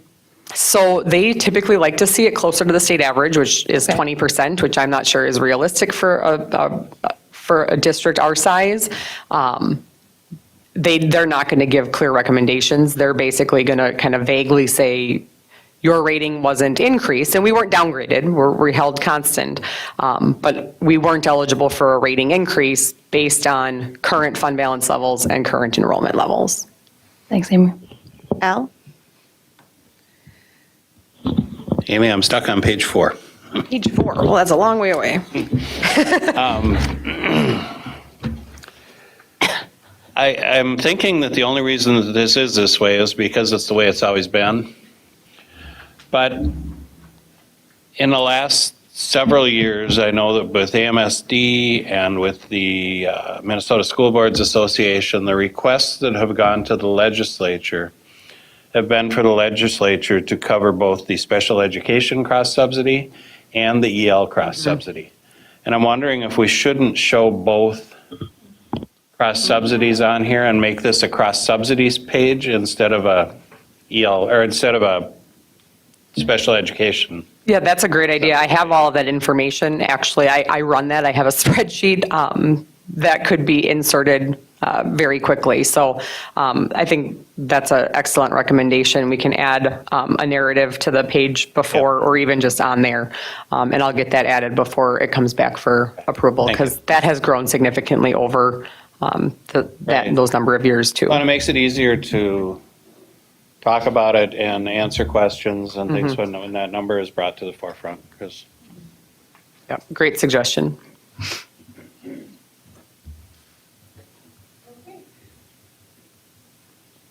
As always, thank you for putting it down into our terms so we can attempt to wrap our mind around this and understand it. We appreciate you very much. Thank you.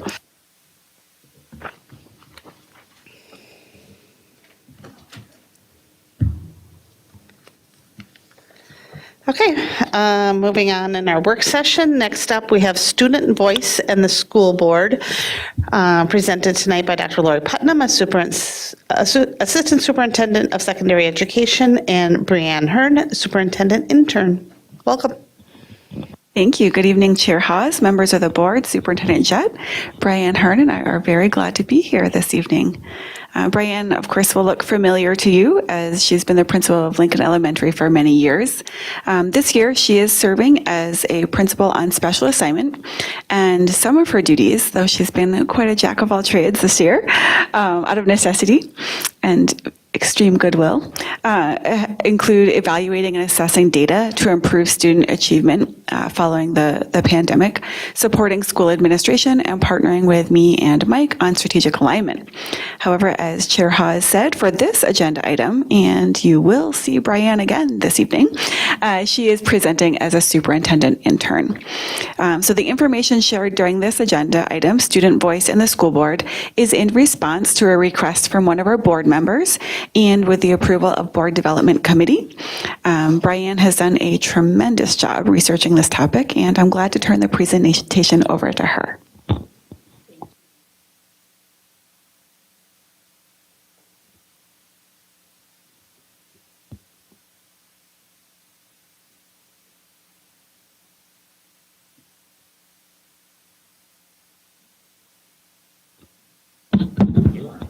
There it is.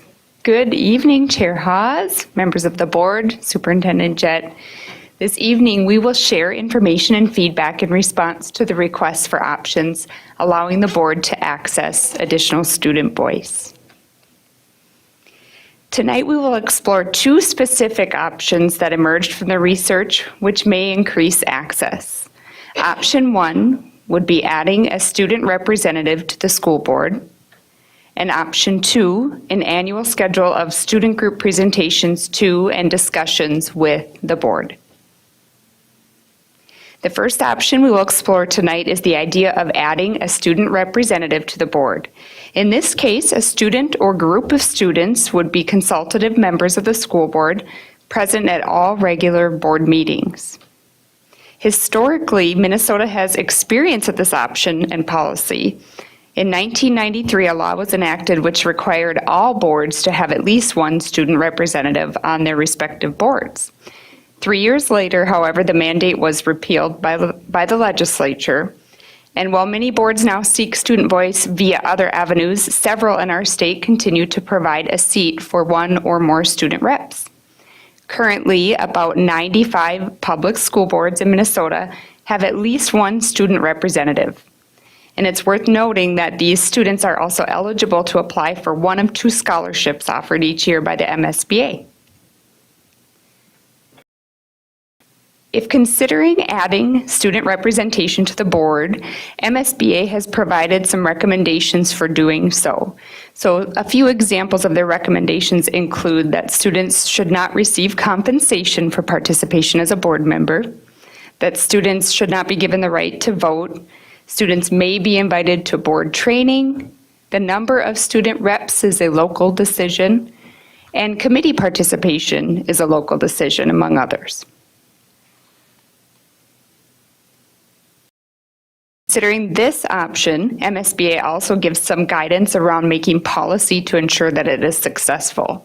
So some examples of policy guidelines include seeking input from the student representatives, that the student should be seated at the table among board members during meetings. Their role is advisory in nature. The student would not be furnished with any sensitive materials or information. And reps can be aligned with mentors or senior members of the board to make it a success. If our board should decide to go forward with that recommendation, our administrators have the following recommendations to make it successful. Our administration suggests that the eligibility would be 1 current junior from either Tech or Apollo, and 2 current seniors, 1 from McKinley and 1 from Tech or Apollo. That the selection process would be done via our school principals, who would make final decisions and nominations with the superintendent making the final decision. The term for the junior student could be 2 years. Our McKinley senior would be 1 year, and our Tech and Apollo senior would be 1 year, rotating them with a junior the following year. Administration also recommends that the rights and responsibilities of a student board member would be advisory in nature. They would attend all regular board meetings and work sessions. They would meet monthly with the principal and superintendent, could submit items to the agenda committee for consideration, and would sit at the table among board members. However, limitations would include not being able to vote, that they may not attend closed sessions or committee meetings, and they would not be furnished with any materials relating to sensitive personnel matters, legal action strategy, negotiation strategy, etc.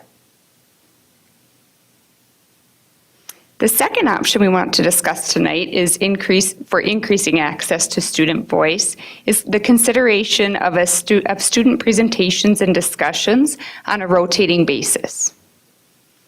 Currently, there are several opportunities in our schools for student voice to be expressed. In our secondary schools, you can see a list of a number of ways that students have voice. For example, student councils, equity teams, activities leadership councils, and other student groups. I was given the pleasure of meeting with 3 current student leadership groups at Tech and Apollo during the past several weeks to better understand their thoughts around student voice and our board. During these meetings, approximately 80 students were able to express their ideas and thoughts around how student voice could be accessed by the board to support your decision-making. One theme that emerged from these conversations was their clarity around the impact of the board's decisions on their lives as students.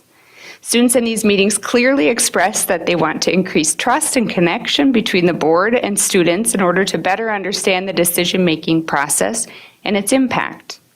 Students generally felt excited about ways that they could be represented in the decision-making process. And there were also several comments about expanding representation so all students would feel heard. Students spoke freely about wanting to find ways to get to know board members and for board members to get to know our current student celebrations and concerns. While a few students felt as though 1 or 2 representatives would suffice to speak on behalf of the student body, most expressed a desire to have a larger variety of students able to share their perspectives. Students expressed concern around the process of electing a board member versus having many groups able to share feedback. And there were also several concerns around the time commitment for already very active student leaders. In thinking about option 2, one sample of student group presentations to the board could be as follows through a bi-monthly or monthly rotation. Student groups could be given time at board meetings to share their work, concerns, celebrations, and feedback on a rotating basis, given plenty of preparation time. This option could offer voice to many student groups with diverse perspectives. We are certain there are many additional ways to support student voice in the board. However, we appreciate the opportunity to research, gather feedback, find emerging patterns, and share this evening. Are there any questions?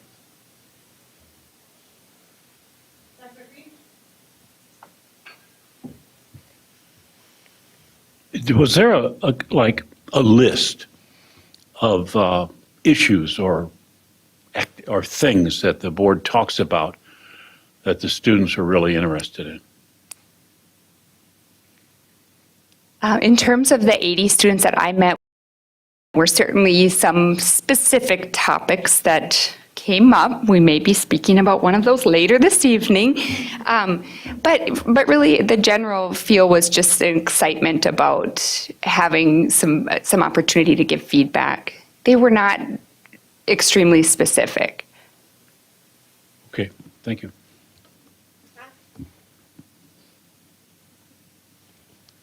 Okay, at one time, the state mandated for 3 years that there be students on the board. And at the end of 3 years, that mandate was dropped. Was there a good reason the mandate was dropped? That is a wonderful question, and I will admit it was difficult to find specifics on why the mandate was dropped, but the little bit of information that I gathered really mirrored what our students said, which was more about the time commitment and that the student is a student first, and maybe the commitment was a bit much. But again, take that with a grain of salt. That was a very small piece of information that I was able to find. So there is a problem with time commitment by the students,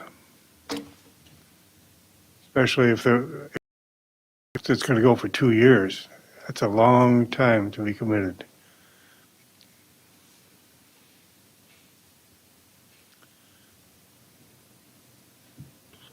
Al?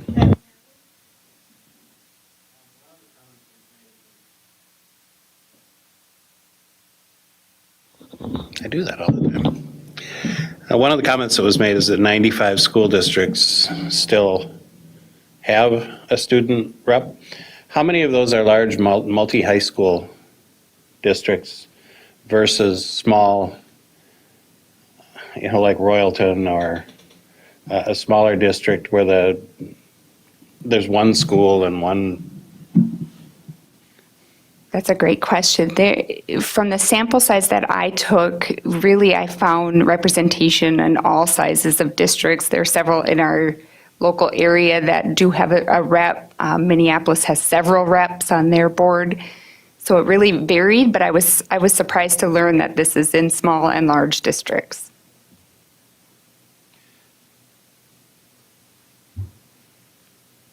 The appoint versus vote. How do you appoint,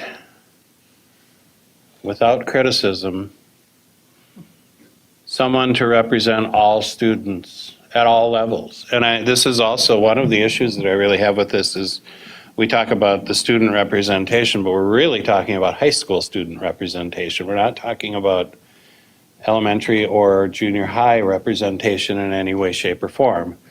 And how do we pick students who are going to represent all students? And I'm telling you, if you leave it up to the principals to pick, they're going to pick from someone who they feel is really responsible, and they're going to show up for all the meetings, and they're going to make the commitment and stick with it. And that's not I don't want to say not the typical kid, but there's a lot of kids at that school that principal wouldn't even consider.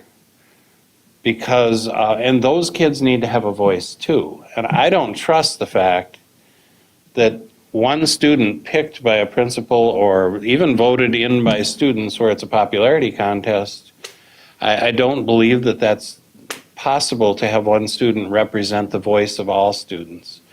In what you presented here, I really like option 2 much better, where different groups and students might come forward once and present as part of that group, but then you'd get a different group of students coming in and presenting. So over the course of a year, we would see probably 15, 20 different students present to the school board with differing perspectives and not just one person trying to represent all.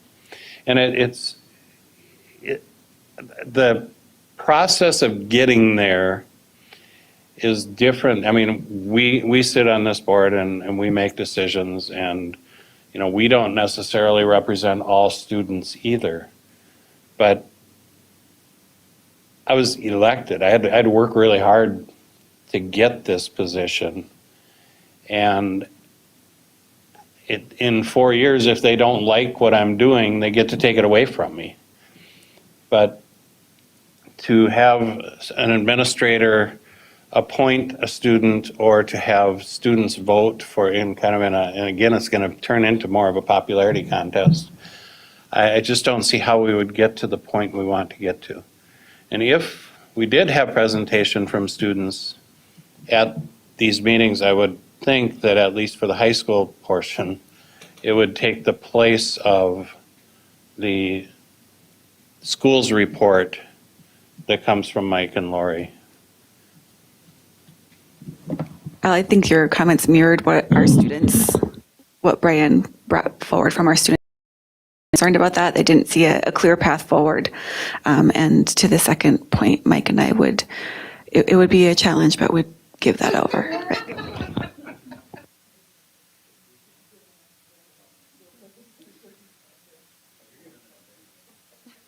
Hey, great point. I think Dr. Green is next, but Mike, did you want to jump in there? He's getting really excited. I want an elementary representative for kids.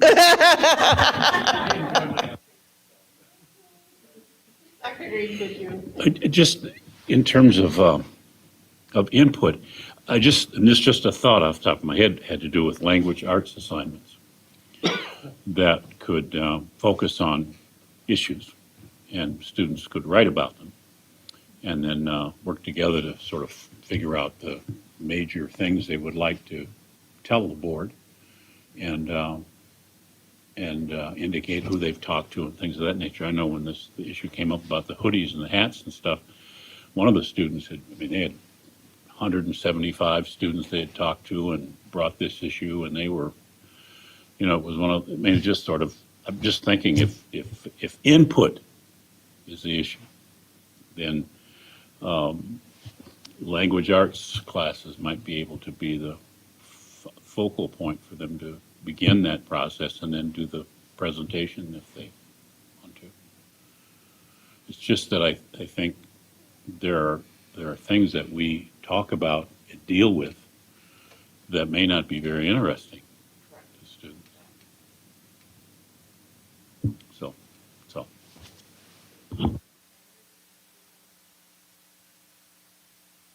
That budget discussion was super interesting. Yes, you're totally right. There's some really boring things that we do, that really adult decisions that we have to make. I think that first of all, I want to thank you guys for doing this. This is something I've talked about for all my 4 years on the board. And so when I went through this presentation, I texted Lori, I'm like, oh, this is so beautiful. And really, I think we're all on the same page here when it comes to the fact that we just want student voice. And we want to be able to hear student voice and have that reflected in our decisions. And I think we see Policy 504 as a very good example of what can be done when we're all working together. I really like option 2. I like all the options. I just want students everywhere at all times. But I can see the wisdom of starting with an option 2 and seeing how we feel that is working towards our goal of hearing student voice. I do think that just high schoolers, I mean, we could start there, but then I think it would be great to be able to hear either through written forms or whatever from, our elementary schools students and our middle school students, because they definitely have a lot to say as well. But I really am happy with option 2 and think there's not a whole lot of reason to not do that ASAP. So thanks for your research.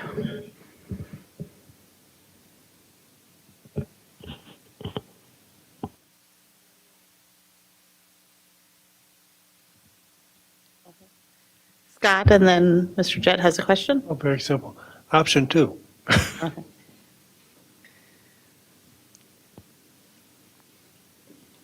So I feel compelled to share something. So option 2, I understand what that is, and as a board, that's the direction that I think that that's the instruction that you are giving the administration, and they're going to take it and run with it, and they're going to do it extremely well. The part that I feel compelled to share is not to change that. I need everybody to hear that part, because right now the incoming superintendent's like, oh, come on now, don't do it. But it's not, the reason I feel compelled to share it, it's about the student voice. Okay, so that's where I'm at with this. It's about making sure that you have student voice, because this board right here, hallelujah, you actually want student voice. Okay, so from my perspective, I'm grateful for that. As someone who has been in other districts, okay, the reason I feel compelled to share this is I have names of students who sat on the board. I've been to their weddings. I know their children's names. I was at their graduations from college. I was at their startup of a business. I was at their, not GED, but the different celebrations. So I'm not talking about all honor students. I'm not talking about all AP students. I'm just talking about student voice. I can talk about Ethan, who went to Boston University, who won the scholarship as it took off, that scholarship you mentioned. I can talk about Miss Ashley, who's now an attorney, who is the president of Alumni Association at a different place, of St. Thomas. I can talk about the young person who we had to work diligently to get them through high school. There might have been a couple physical altercations between a principal, don't know who he could have been, and this student to get them to graduate. The reason I'm saying that is I come back to that part about student voice. There are ways, you're talking about option 2, there are numerous ways to make sure you get that done so that everybody in this room is comfortable with that and so that you get that. I just need to make sure that I say that other part, if it ever happens where they're on the board, and it might not happen during this board's tenure, or it might not happen for 4 years, 5 years, 8 years, but if it ever does, there are things that you can do. Some of the concerns that are expressed here, some of the concerns that are expressed, whether it's the popularity contest, whether it's the time commitment, whether it's the diversity of students, whether it's the age of the students, high school versus middle school versus elementary, there are ways to get that done. Again, I'm not advocating that you do that. Hear me. I'm not telling you to do that. I'm not recommending you doing that, because we are going to do option 2. But I feel compelled to make sure that that student voice part is shared, because I have witnessed that other side of it, or the importance of student voice being incorporated into the administrative recommendations, and then that being expressed somehow or shared with the board.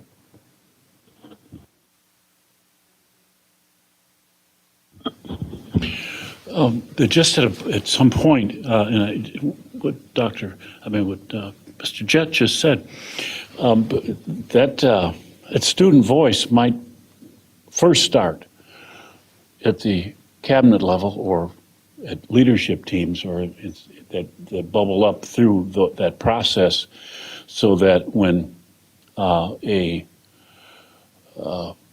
administrative recommendation comes to us, we might be able to say, what do the students say about that? The other is that, I mean, we have to, and I'm not suggesting we not, I think that's, it's a great deal if it's meaningful and it is not just frosting on a cake or window dressing, because that can happen. And my question would be, we need to think about what we are missing in our decision-making process when we don't have a student to talk to about it. And not that I'm saying we aren't missing something, but people should articulate that. Say, here's what I'm not hearing. This is why this is important. Because then you suggest to the student that what they're saying and what you're asking them to do is important to you. And if I would not want to give a student the idea that they're window dressing. So just be careful with that.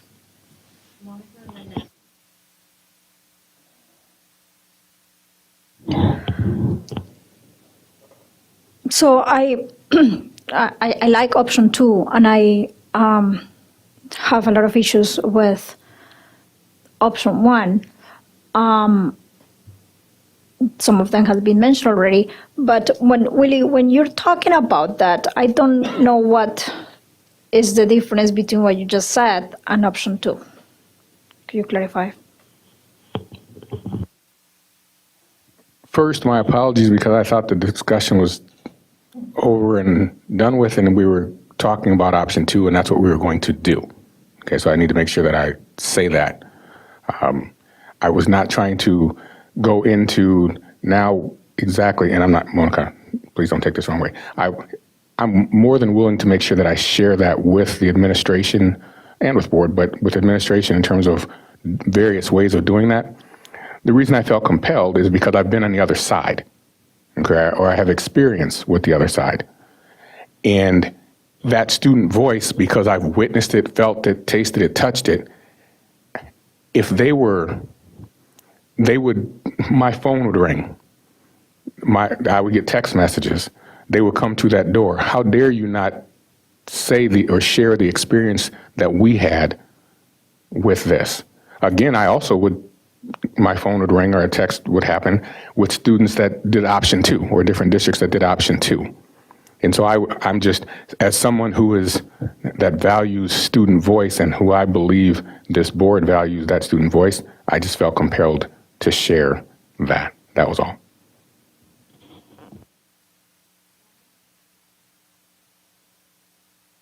So I've been talking about this for a long time, and I just want to bring back what I said originally, which was my first year on the board, I was on like a panel discussion of women in leadership at St. Ben's. And there were 2 students, St. Ben's students, that were on their school boards as they were in high school, different parts of the state. And just to hear, I mean, especially I think for them to say as young women to be at a decision-making table, then really help them with their confidence and things of that nature. And so that's kind of where this whole subject came up for me, my first year on the board.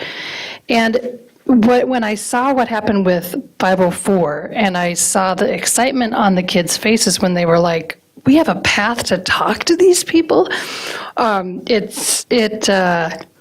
it was exciting and yet sad because maybe they didn't feel like they did have a path to us before. Not that we've ever said, go away from us, students, but we haven't been this intentional to say exactly how are we going to hear firsthand student voice. And not to say that the administration hasn't done that. In my 4 years, I've seen you bring multiple folks, kids here to talk to us. But I think it's really great.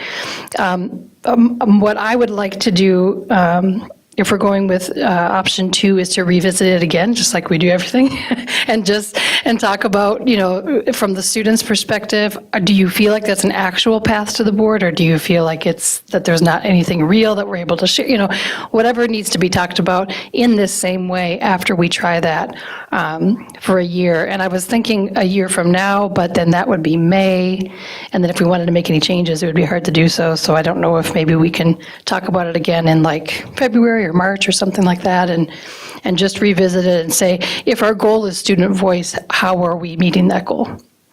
And then lastly, I want to piggyback on what Dr. Green was saying, in that I don't think we're ready for number 1, because I don't think that we have a clear vision of who are those mentors, how do we do that? And so if we're ever going to go to that, I think it behooves us as a board to make sure we are coming alongside those students and giving them that actual opportunity, and not just a seat at the table but no voice. Al? Billy, I'm a little confused on what you said, too. What I heard, and maybe I'm wrong, is that there were certain students that really benefited from having that, and it was almost like elevating 2 or 3 or 4 students to a really high level where they were able to move on and take that with them to leadership positions in life. And therein lies the problem. One of the issues that I have with bringing students onto a board is we can't elevate everyone. And if we choose 1 or 2 or 3 students to bring up to the board and elevate them and bring them into a leadership situation and really kind of groom them for that type of thing as they move on into college or whatever, that's where it's going to become political. And the whole, who do you choose? And why didn't you choose this person versus that person? Because there's so much benefit to doing this, whereas in option 2, where I can live with it, is because we're bringing forth different groups each time.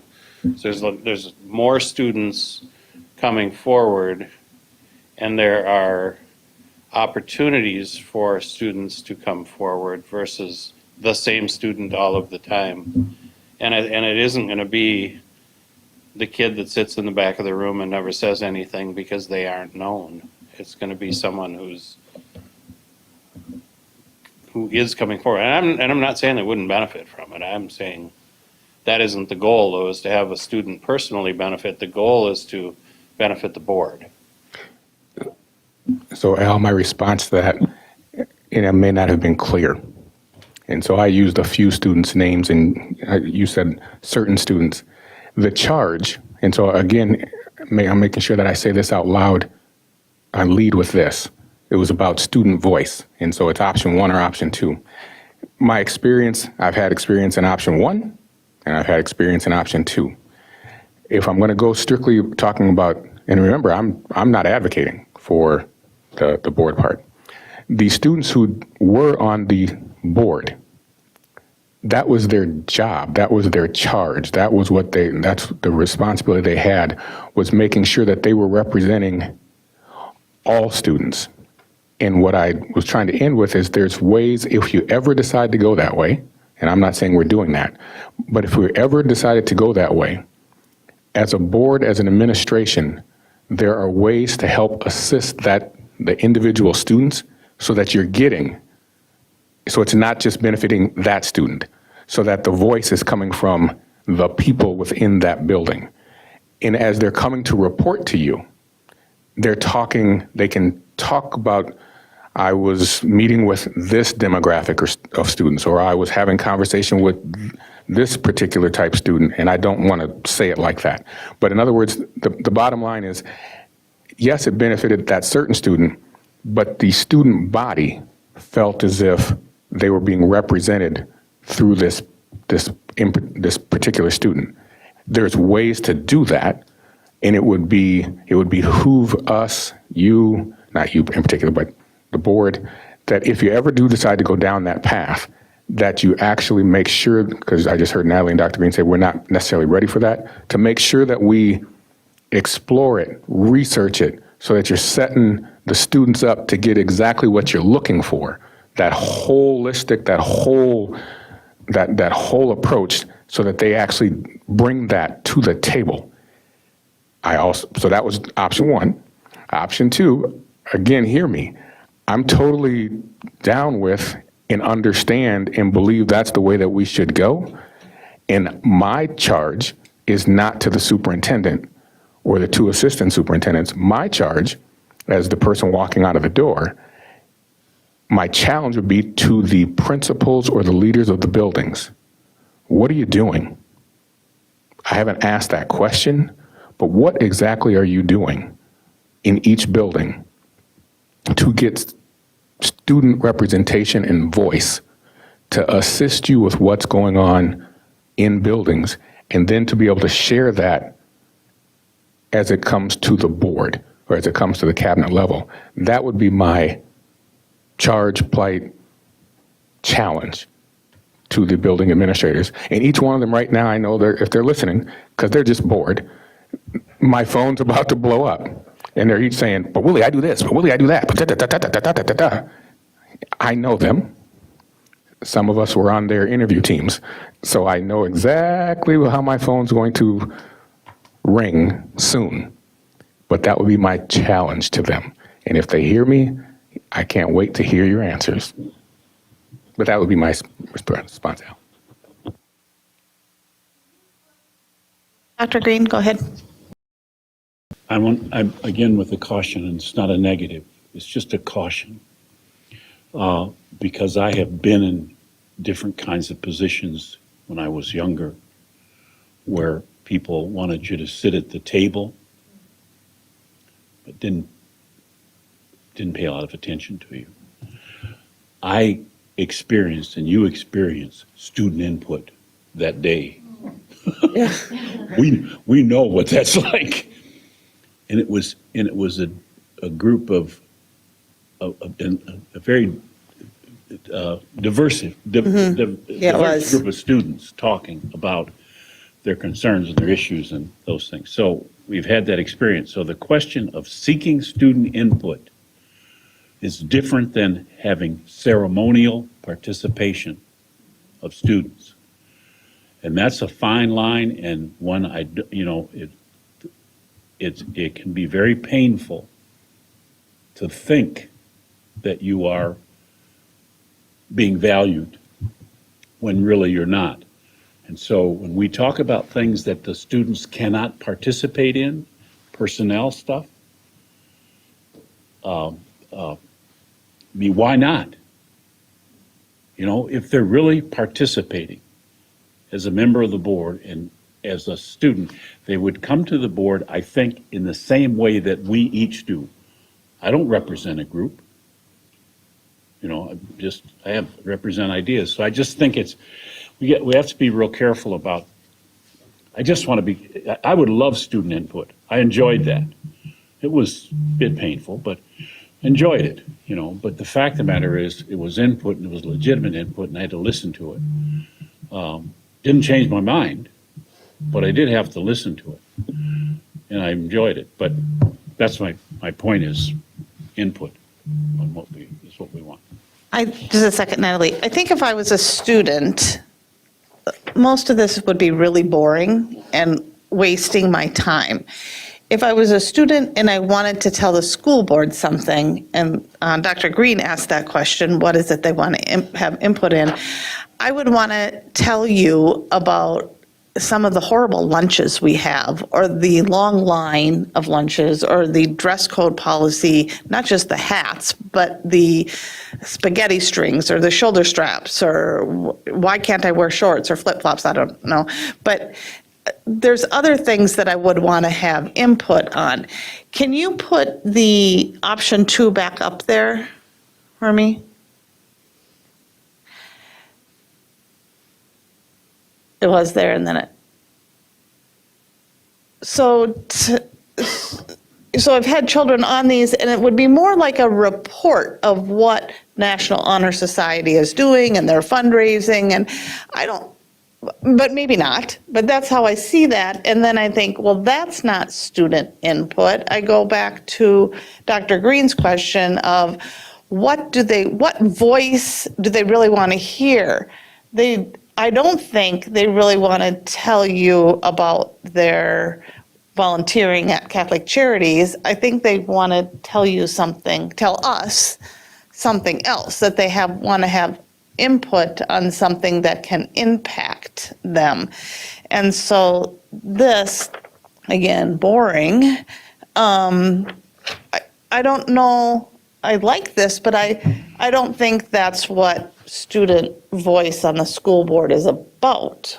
To me, that's giving reports about what they're doing. I think we are doing things, but we as a school board don't know that. We've had, I know Joe Happy, who doesn't work for us anymore, had student groups telling him about the lunches. And I'm sure that there's a lot of other things that are going on that we just don't know, that don't trickle their way up to us, but are happening. Anyway, that's just my 2 cents. Natalie? I mean, I think your point is well taken, Chair Haas, that if we don't really want to hear the truth, we should not do this. Like, if we don't want to hear the joys, the celebrations, and the challenges, that we shouldn't sit students in front of us. I think we are not a district of just saying, this is what we do well. So we're pretty honest with the things that are challenging and the things we celebrate. And so even option 2 takes some crafting from us in the same way that it takes the crafting of what do you want to see from the principals whenever y'all come and present to us. So it isn't just like, hey, do whatever you want, but we have to convince the students we really do want to hear. You will represent all student councils, whoever comes. So first, you need to take some stock in your people, and then come and that's really how this leadership would be built. But, I think we have to be willing and ready to hear some hard stuff and some joyful stuff from the students if we go this route. Al, and then Monica. Oh, I wasn't quite ready. You keep going. I think the 2 other things. One is, it's not just what we're looking for. It's not like, oh, we need student voice. It's also, how do we live out our mission where we're all doing this together, where we're not I'm not 1/7 of some figurehead that doesn't then talk to, the folks who we're serving. So it's also, what are they looking for? What would the students be looking for? And this is what this wonderful presentation was about, which is great. And what I heard from these 2 women at St. Ben's was that they weren't the captain of the softball team, and they weren't the first chair of the French horns, and they weren't the section leader in the alto section, they weren't the lead in the fall musical, but they possessed this leadership capacity that they wanted to grow so that they can continue that in their life. Of course, they run other things as well, but I think this would be one of the multitude, if we ever go with option 1, one of the multitude of leadership opportunities that have been built within our district for students based on the different leanings of our students. And lastly, yes, ceremonial participation. I don't want either option, if that's all we'll do, for sure. So thanks for bringing that up, Les. When I was looking through that presentation earlier on option 1, I believe it said that students would participate only if they were called on or asked for. They weren't participants in the conversation like we are participants. We raise our hand and say we want to say something, but that they would only be allowed to speak if they were called upon and asked by the board for their opinion. Did I read that correctly? Those are the recommendations of MSBA. Yep. And to me, that would bring it to exactly what Les was talking about. And Les, one thing that you asked the question, why not give feedback on, say, staff or that type of thing? And I think legally, there'd be some challenges within that if you have unelected students making decisions and giving input on staff decisions and things. I guess Tracy would probably be able to weigh in on that better than me, but we do a lot of things that the students, and we're elected to do a lot of things that the students, they're not elected. How do they gain the right to have, to I don't want to say this in the wrong way, but to take away part of our responsibility or to water down our responsibility and take away decisions from us? They can't do that. And I know they don't get a vote.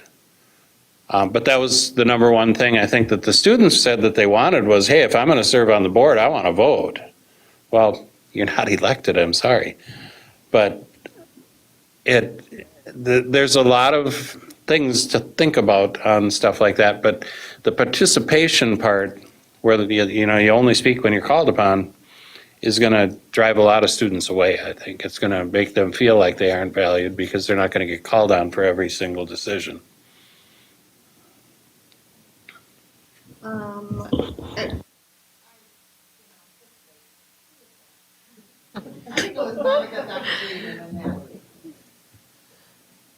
So I just wanted to, this conversation remind me my time being part of the core team for the strategic planning. And when I was part of the core team for the strategic planning, we had a student representation. And it was equal student representation. We actually had a student representation from different high schools, I think. There was a middle schools too? 3 high schools, okay. So these students participated with everybody in the team working. That was a working group, and they were working in equal ground, or at least that's how I saw them. They were great. They had better ideas than many of us. They were.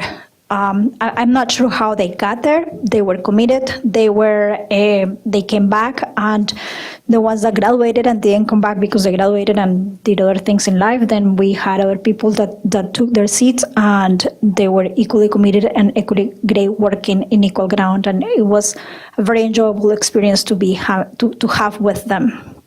Now, when I draw differences between what we do here, we don't really work here like in that thing. We're not creating stuff like was the strategic planning was. We're discussing policy. We're having a different conversation, a different grade. We actually ask a lot from the administration to work for us. So we ask them to go or do your thing, and they recommend us something, and then we say, yeah, that was cool, let's do it. That's a different type of conversation. And it's a different type of work, and it's a different type of impact. And I think that we need to keep that in mind when we are having this conversation.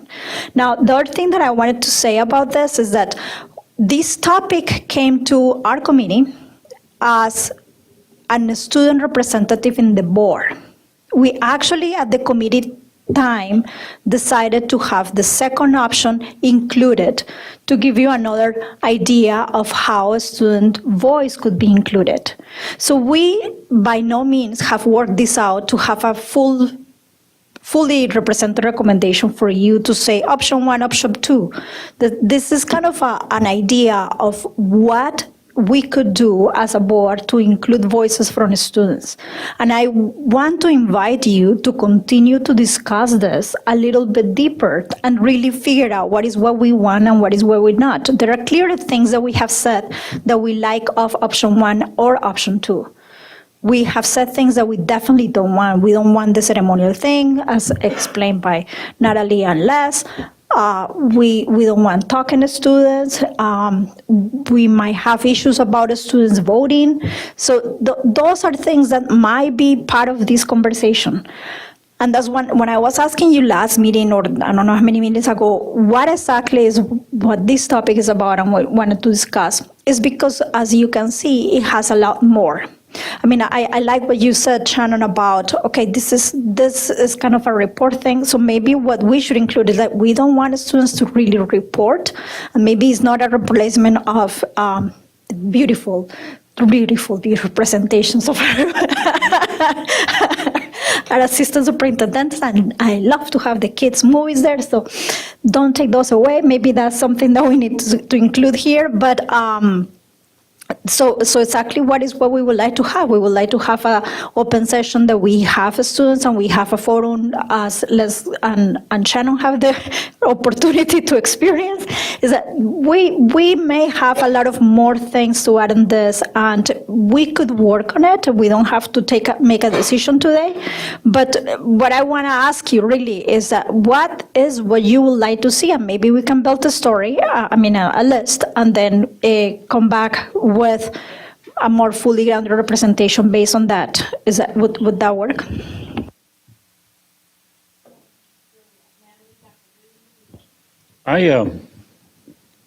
We've reviewed a lot of policies in the last, 4 years. And I remember the hoodie and hat thing mainly because I remember specifically it being presented to us as a board as coming out of the leadership teams at the school. So it seems to me, but then when it got shut down, the leadership teams did not come to see me. They organized mass numbers of students and all of that stuff, which was interesting. It seems to me that if we're serious about student input, it ought to start at the school so that when leadership teams talk about things they want done, they should add, and the students say this. We ask the students in this way to give us input on this part of it. And then when it gets to the administration, where the administration is recommending to the board that we do something, they ought to say, and the students say this about it. That's student input to me.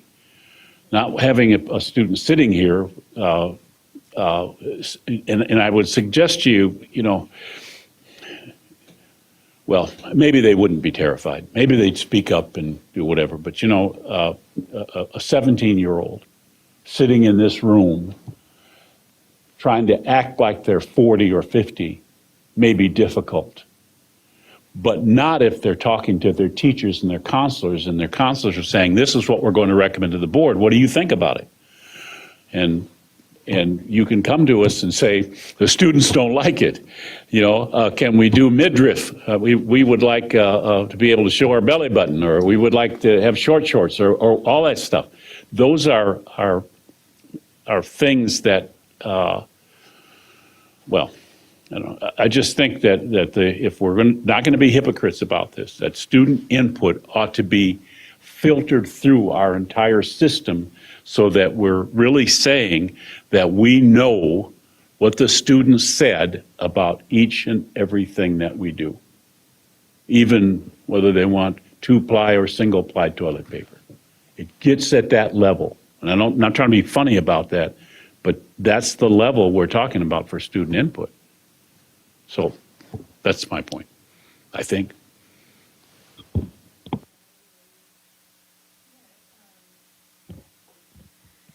Principal Fisher, being Paula was one of my schools, North is the other school, and then my kids are at both of those schools, so I'm able to be in the PTA meetings and things of that nature. Principal Fisher consistently will tell us in parent meetings this, and I'm probably going to get a Facebook message from her about this, but she will tell us this is how the students feel about this. Like, it's already being done, and we've seen it come to the board through different presentations. And yet, I think the reason we're feeling a little bit like, do we have enough of it, is because there isn't like a policy that says this is how we're going to make sure to do student voice, because like our superintendent said, if there's a whole other round of people, 3 other people at this table that don't want anything to do with student voice after the next election, it could be harder to have this discussion. So I don't want to move fast on this. I want to do this, but I want us to do it in such a way that is sustainable and makes sense for us and really values the student voice that we get. And really, I think when it comes to what MSBA suggests and, versus what the students want, like, this is all a discussion. It's not like just because the students say, I want to vote, no, you don't get to. So, I mean, like, that's just the reality of the situation. But it's working together to make sure that we have this mapped out in a way that's sustainable for our board. This is us. Like, this isn't us asking y'all, I mean, we asked y'all to tell us what do the students say, but then this is us doing this and making sure that we get what we need and the students feel that they really have a voice. So from here on out, like Monica's saying, we will have to take it from here. And we will need to make sure that we're, of course, working with the administration and the students, but really setting goals to what we need to do together to make sure that this makes any sense. So there's some next steps. I mean, we're not ready today, I think is what Monica was saying, and I agree with her.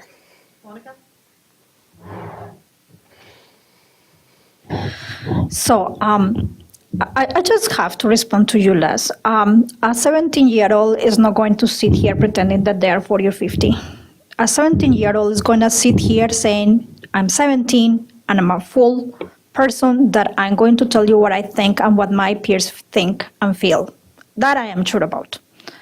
I'm and I have been sitting with the students too, and the core team is one example of that. So I will just maybe agree to disagree in that statement.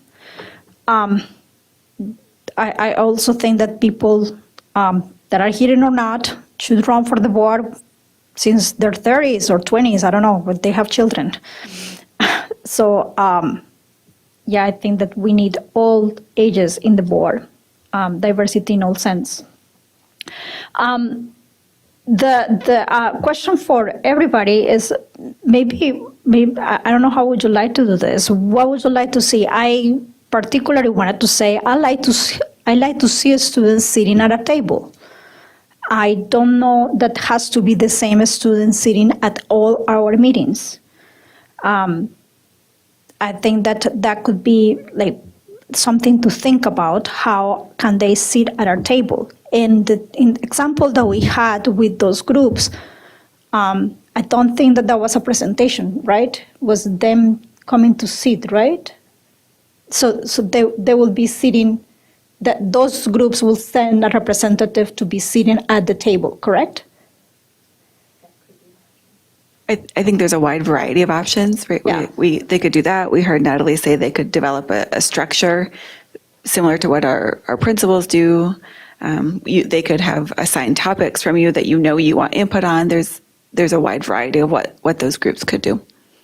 So would it be helpful if we have questions about specific things, like how we kind of, I'm trying to get something out of this conversation so we have something to work with.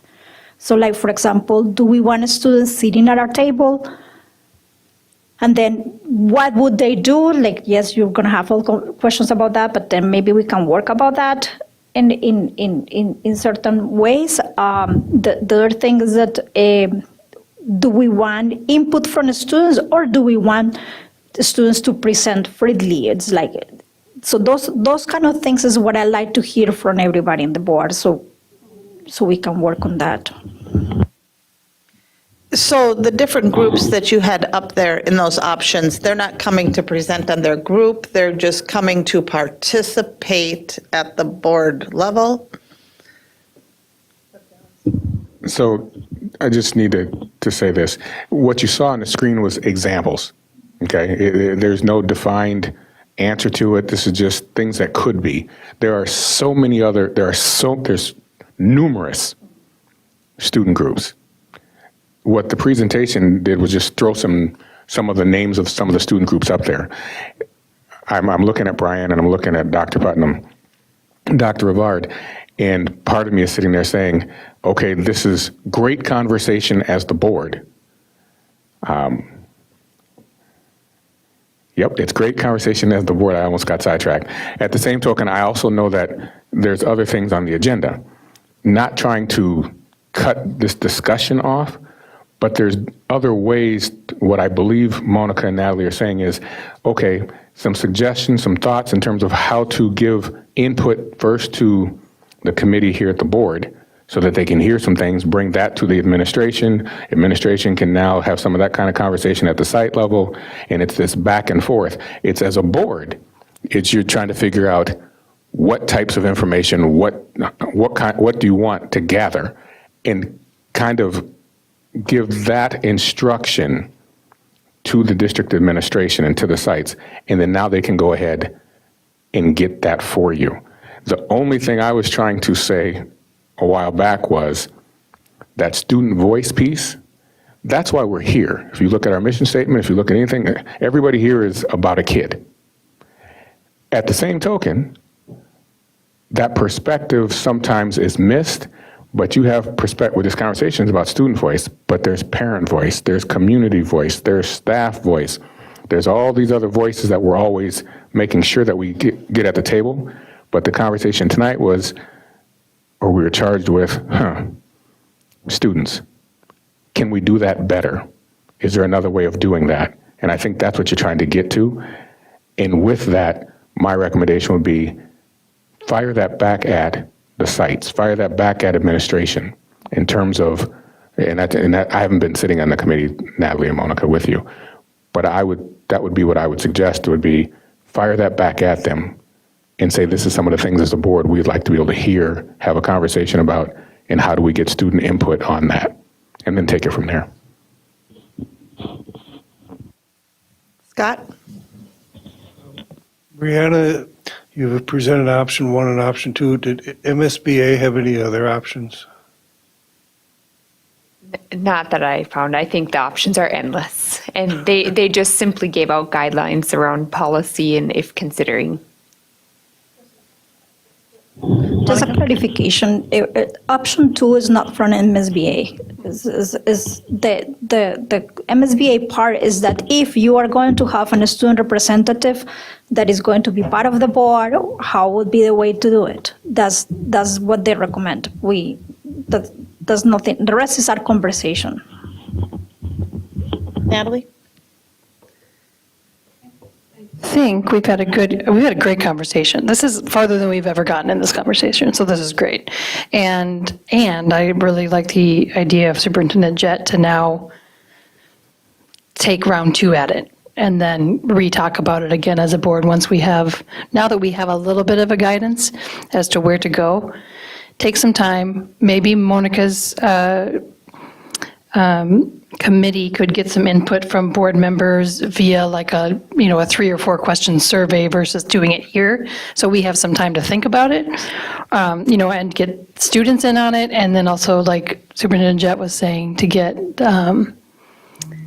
we got students in on it, to get the administrative level at the high schools in on it as well. And just then reconvene and say, okay, this is the road we're on. Now, what does the road look like, I think, is the next step. I don't think we're going to find that out tonight at 9:05. Okay. Okay, are we good to move on?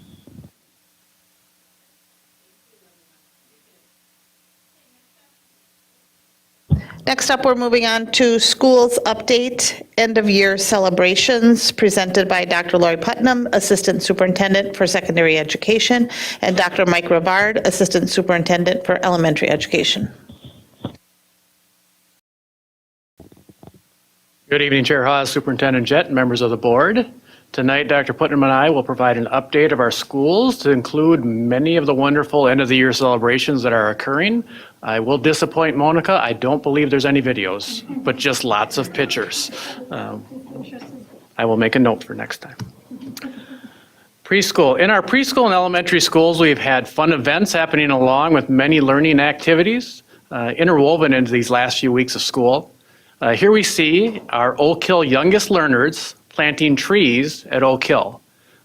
In partnership with our district's operations department, each Oak Hill classroom was able to plant a tree on school grounds with volunteer help from our Tech Honor Society members. and it was a hugely fun experience on a beautiful day. At Quarry View Preschool, parents, staff, and students celebrated the accomplishments of the school years during this last week. We see our littlest people enjoying the day, including bubbles, races with their parents, some more mud over on the right-hand side, and zoo animals from Hemker Park and Zoo down there right in the middle. My favorite picture, though, is of our young preschool friend on the far left, and you can just barely make him out because he's just about as tall as that table. So that by far was my favorite picture. In our elementaries, we've celebrated our learning in many different ways. The two pictures on the left is of our fourth grade students who are doing their social studies projects. This is a very interesting and cool thing that they do every year. Students prepare presentations about a state in our union. They provide illustrations and facts and are stationed in the hallway where they put up their presentation so that adults and other students can walk around as they describe their state that they chose. This is one of the most favorite activities that I've seen as a previous principal, and the kids just love talking about their state that they chose. Over on the right-hand side, at Clearview this past month, our students shared their gifts during their annual Clearview Talent Show. The two pictures on the right show our awesome Clearview 4th and 5th graders performing for their whole school. Part of preparing for summer includes a little bit of camping in Mrs. Straight's classroom. In the left picture, students practice sharing snacks at a picnic lunch on their kindergarten campground. But with some rain coming in, though, this creative teacher set up their tent inside the classroom for story time with her 5- and 6-year-olds. Our picture to the right is of Oak Hill 5th grade ambassadors and kindergartners working together to create a community rainbow in the Oak Hill entryway. The students learned about colors, about drawing and creating beautiful artwork as a celebration of what the student ambassadors did with their leadership for the school that year, or this past year, excuse me. We had many school celebrations this past week. An after-school community celebration occurred with our Talahi and Lincoln community, and that can be seen in the top right-hand corner with some parents joining in. At Talahi, though, they also celebrated during the day, again with more bubbles, with sidewalk chalk and smiles showing the friendships created during this school year, especially from our lower group of kids there.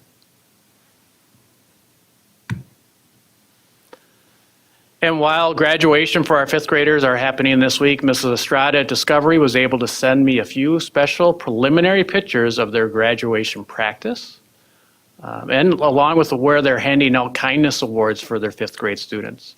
We'll have many graduation events on Friday at our elementary schools. So it has been a very exciting year for 2022-23 for our elementary and preschool kids. So that's a few examples, and I will turn it over to Dr. Putnam at this time. Thank you so much. So we're going to do a quick tour through some of our secondary schools. Our first example here of wrapping up is that although the school year is winding down, our teachers and students are staying busy through the end, all the way through Friday. In this photo, you can see evidence of the hard work our Apollo students did in physics classes.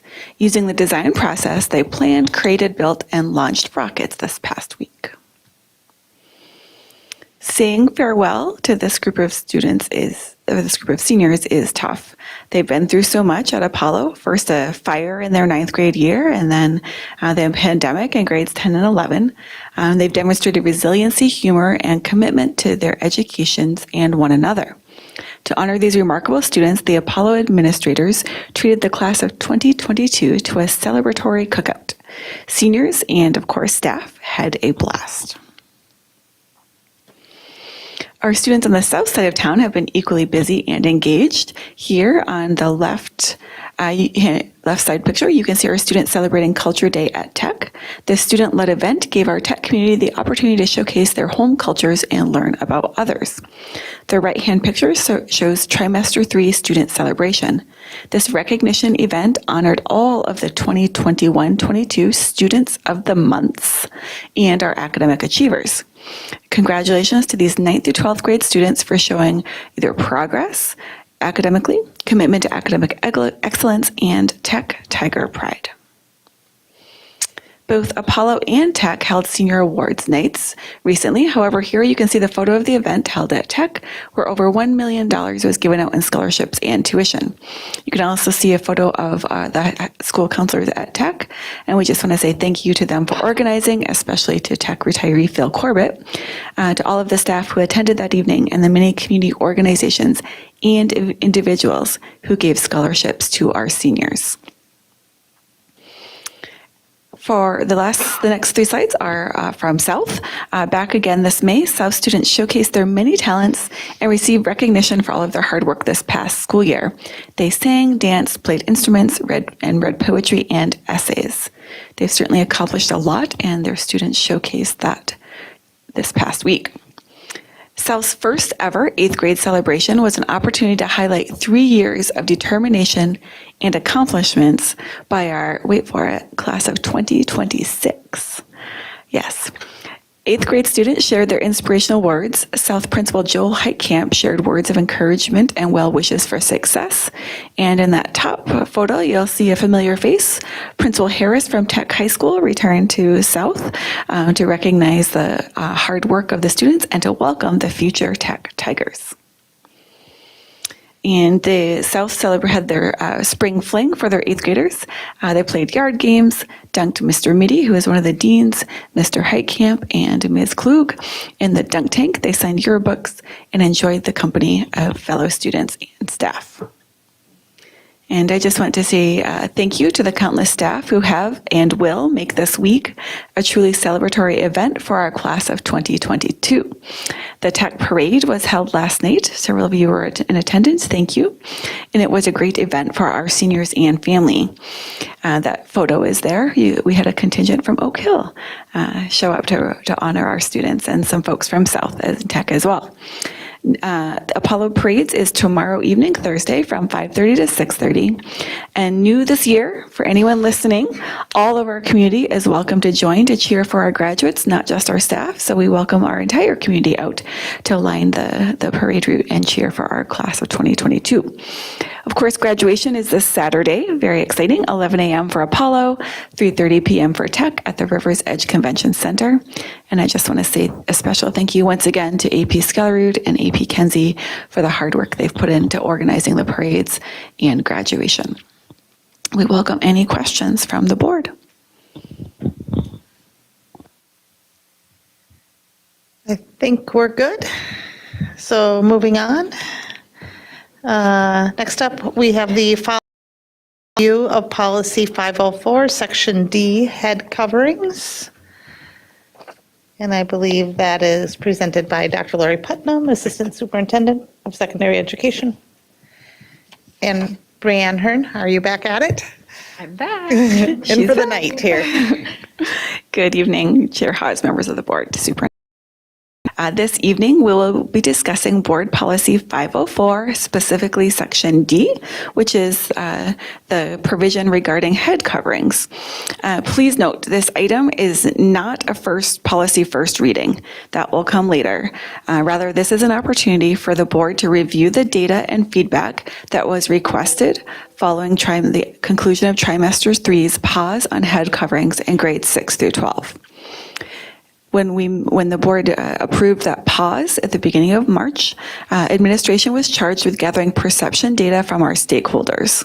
Tonight, we will review quantitative data also in addition to that qualitative data. The quantitative data was gathered through office discipline referrals tied specifically to head coverings and those behavior violations. Through an online survey, we received that qualitative feedback from over 700 students, families, and staff in total. Brian Hearn, who is now presenting in her role as POSA, is going to go through the perception data with you.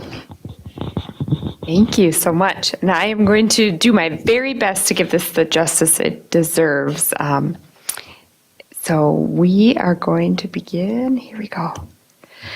All right, so we are going to review the responses from stakeholders from the student, staff, and parent groups in response to Dr. Putnam's survey regarding a three-question ask to each stakeholder group.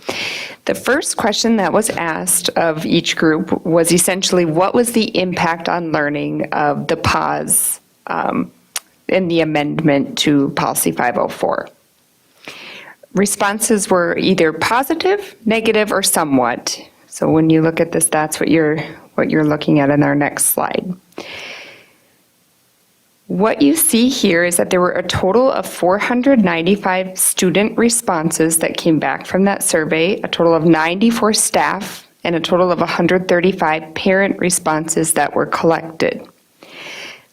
You can check out the color coding here if you want to follow along with me. We'll start out by looking at our students. About 50.1% of students stated that there was no impact to learning.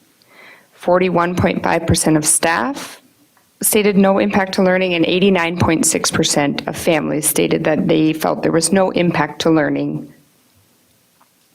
One thing that Donna Roper said I needed to make sure I told everybody was that it is important to note that our parent sample size is very small. So we're looking at approximately 3% of parents who took the time to respond. And so we want to keep that in mind as you look at these results. So in order to dig deeper, our team conducted a sentiment analysis of the commentary responses. So we looked at each comment that was left by each stakeholder group and then coded them as either positive, negative, or neutral in sentiment. And so when you look at that, that purpose was to better understand, because we felt there were some contradictory responses. So an example of that is a respondent may have selected no impact, yet in the commentary section they said, I don't wear a hat anyway. Or maybe they said there was somewhat of an impact, yet in the commentary section had a pretty passionate response about how I can now finally focus in class. So we divvied those up, and you can see the way that these fell into categories of positive, negative, or neutral sentiment.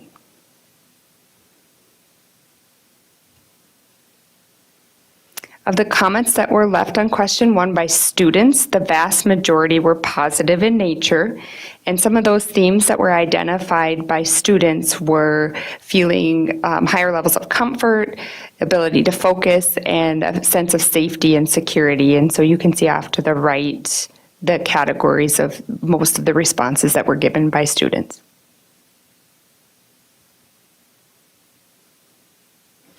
From the sentiment analysis, our kids were feeling positively about the impact, yet the staff commentary that was provided seemed to be slightly more negative.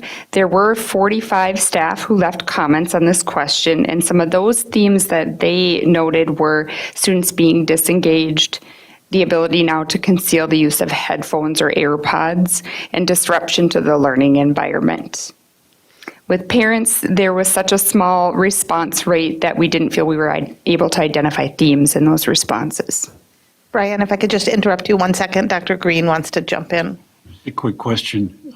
When you did an analysis of the response of no impact and I don't wear a hat anyway, what did that turn into?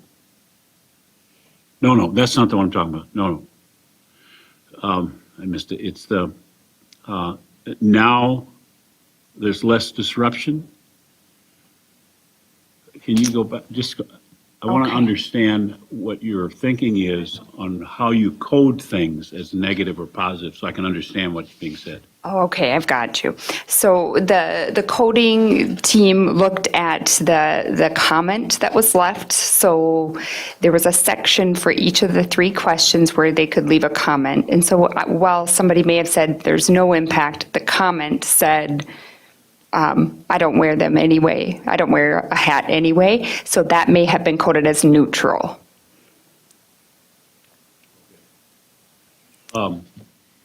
Whereas a comment of, I'm finally able to focus would be coded as a positive impact. For what reason?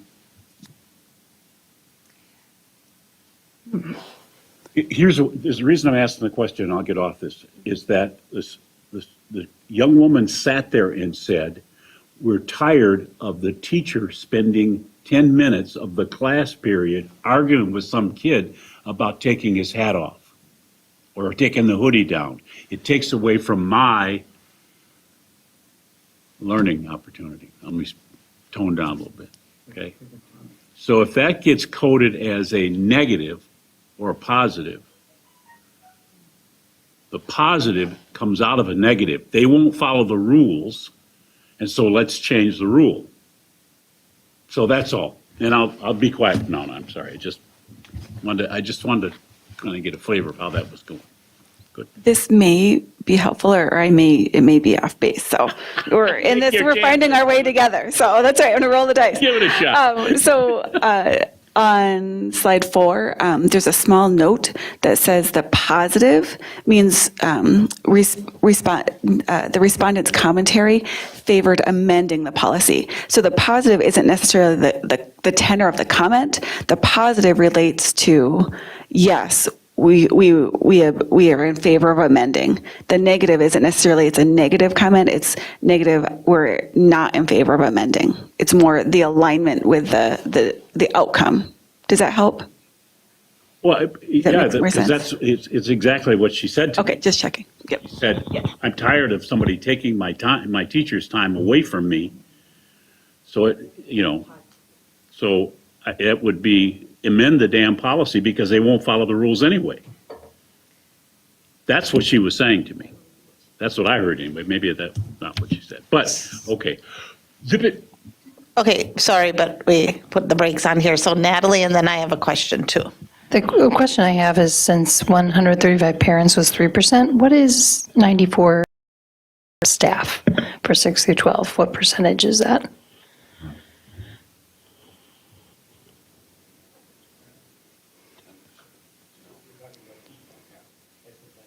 Right. How many? Total across the district. So you figure 400. Someone did that math fast. About 25%. What percent? Someone say a percent. I would guess about 25% of secondary staff. Secondary, that's right. Hey, that worked really well because you were doing the 800. Nice job, you two. So 12% of 6 through 12. 25%. 12% total. but- Of all. Of all staff, but we didn't ask elementary. so, 25%. yeah, 25. And this is the concern I have about that is, who's more likely this is just the reality of surveys. Who's more likely to go and, as a staff member, and say something with this? It would be somebody that wants to say, don't do this, please. So it might, I like to see this, but I also take some of this with a grain of salt, depending on who chooses to take it based on what the outcome may be. That's all. Go ahead. But it was the leadership teams that brought it forward, saying they wanted to have it changed. So I'm not sure that analysis of who's going to say something is people who don't want it, because the people who said something wanted it changed. This is going, you know what? Let me just do this. Let me promise I will be quiet, because it's going the wrong way. You people need to say what you want to say, and so I'm I zipped it once. I'm gonna try and zip it again. Got some super glue? Yeah. Go ahead, please. Can I have a point of order? I like Mr. Green's suggestion that we let her finish the presentation and have questions at the Sure. end. Can we do that? Go ahead. All right, thank you. So some of the examples of the positive sentiment comments that were left by students, staff, and family, just to understand how they were coded, are here, and I'll give you a moment to take a peek at those comments. And this is just on question 1.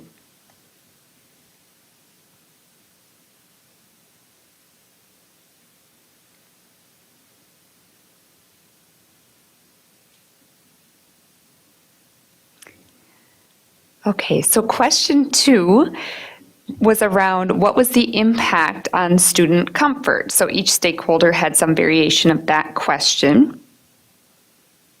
And of those who responded positively regarding student comfort, you'll notice here that it's not surprising that there's a perception gap between the belief of students around how much this impacted their own comfort versus the views of staff and parents around the comfort of students. And the third question was to share your opinion with the board regarding whether to keep the policy or amend the policy. And of that data set, 92.4% of students, 75.7% of families, and 59.1% of staff expressed the desire to amend the policy to allow head coverings. In the family commentary, section for question 3, 99 of the 103 comments that were left by families were positive or just simply stated amend the policy.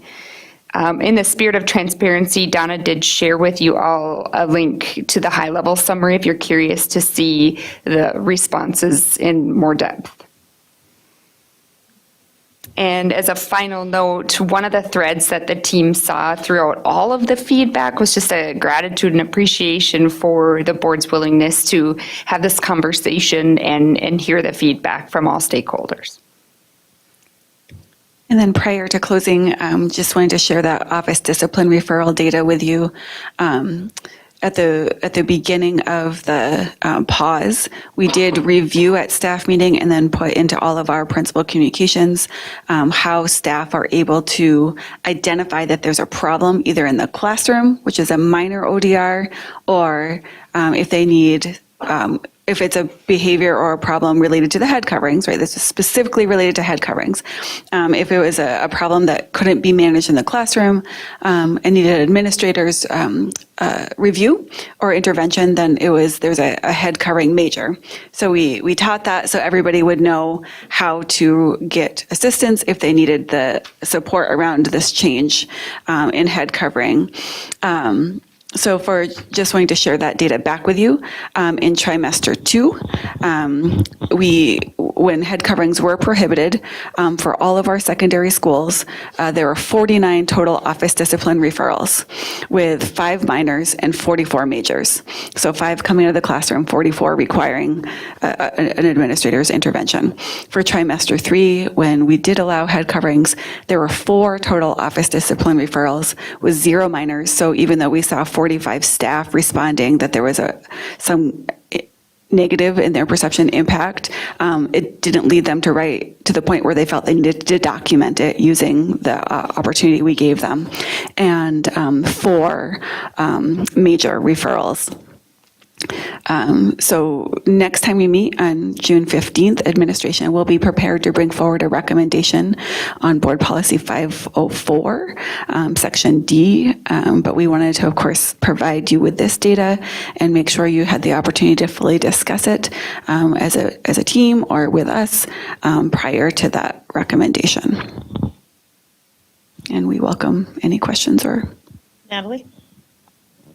Can you say those numbers again? I forgot to listen to the last part. I apologize, yes. 49 ODRs for trimester 2. 5 of those were majors. In trimester 3, there were 4 total with 0 minors and 4 majors. Go ahead. I mean, that's amazing. Okay. I doubt it has only to do with this policy. Yeah?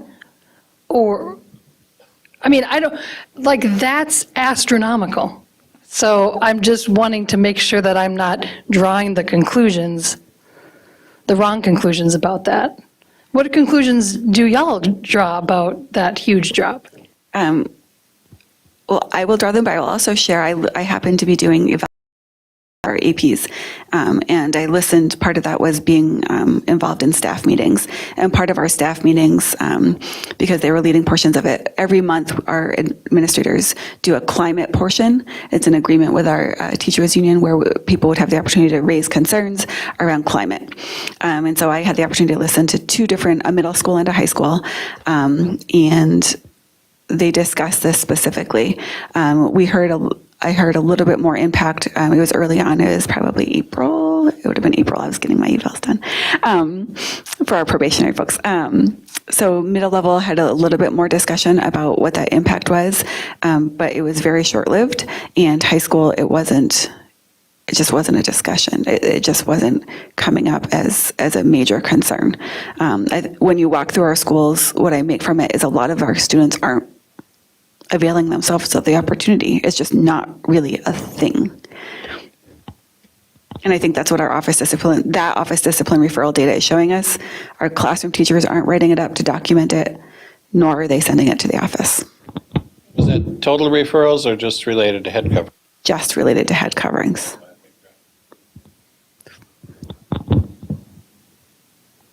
Right, but what you're saying is they could have written up, this person is wearing a hood, and therefore they have an earbud in, or therefore they're Correct. sleeping, or, okay. Correct. Yep.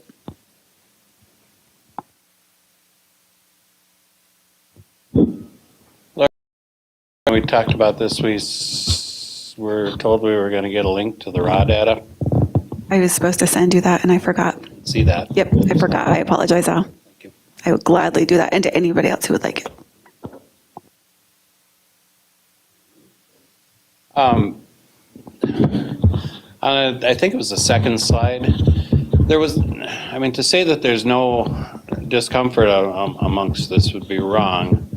It seems to me that there was like a 40, which one was that? No, that's too far back, I think. So the one that had that one there, the footnote at the bottom. So it says that the negative means respondent commentary was in opposition to amending the policy. And when I look at staff, it's 47.8% against amending the policy. So it's not like just a no-brainer, nobody cares type thing. I mean, there's definitely some staff out there who are very concerned about changing the policy. 45.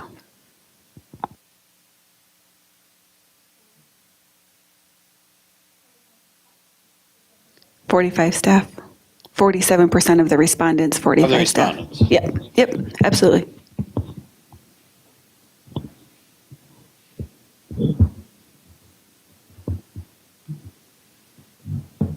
Natalie? So the next step is that you're going to bring a recommendation to us next time? That is correct. Wonderful.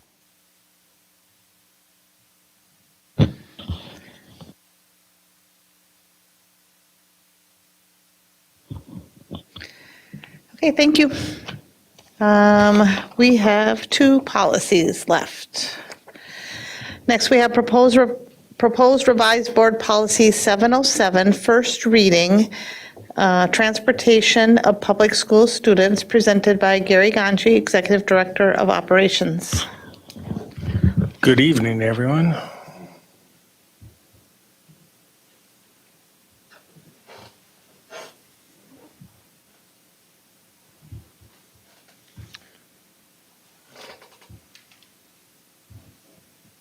Get my cursor back here.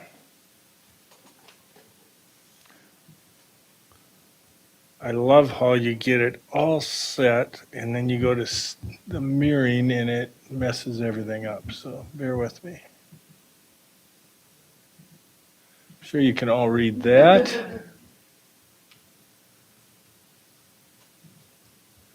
See, I'm going to go 175 so I can read it. Let's go a little higher.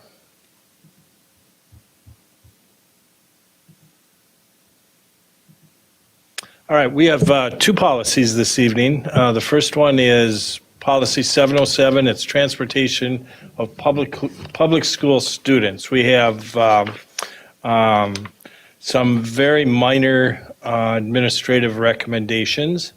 The first one would be on the second page, which would be Roman numeral 3B. I'm going to make that a little bit bigger.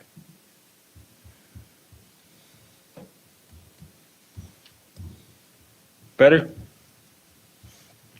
And this recommendation came out of board development. Last time we brought this policy forward, we changed homeless to transitional to match with current language. As we did that, since it was a change, we had included homeless in parentheses, just as a reference. And as you can see, transitional is part of the definitions in C. And so Board Development thought we should bring this forward. And since we've had it on the book, since we made the change, it would be to strike the word homeless. And then a little bit further on, in the title, we have homeless there as well, and the recommendation is to strike it.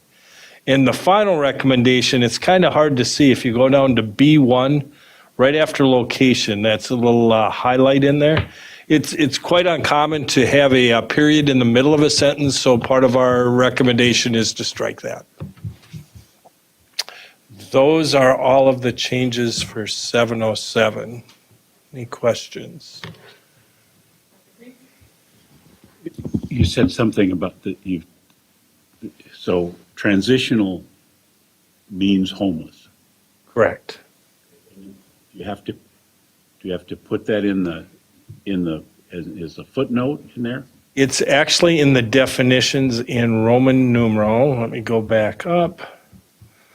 So Roman numeral 3 has definition.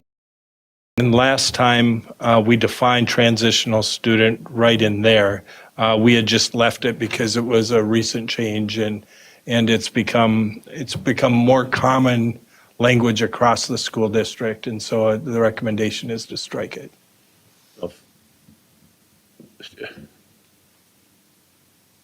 I'm trying to get my brain wrapped around and make sure that we're not confusing people. Sure.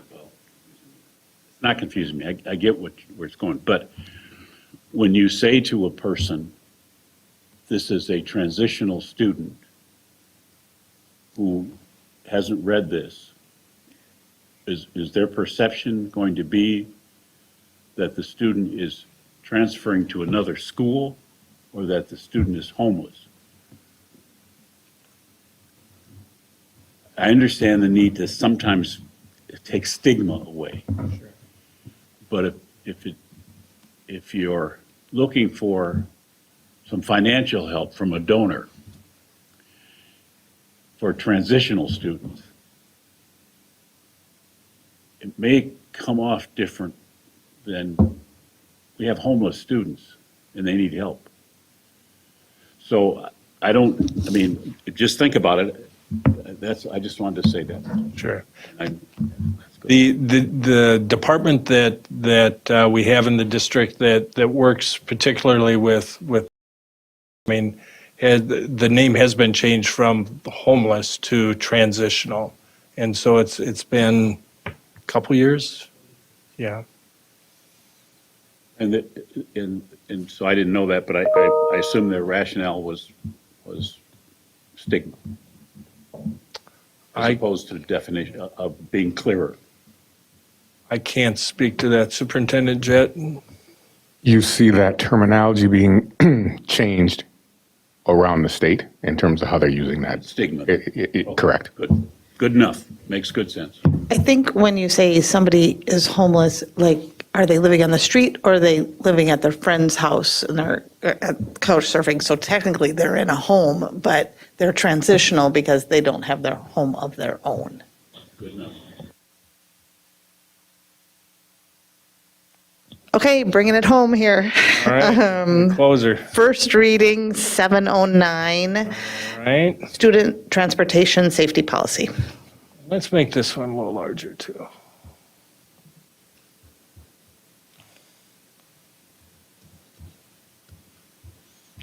There we go. So with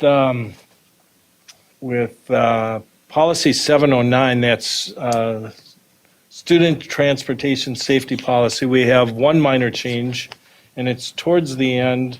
If you're following along, it's Roman numeral 9, page 709, or excuse me, page.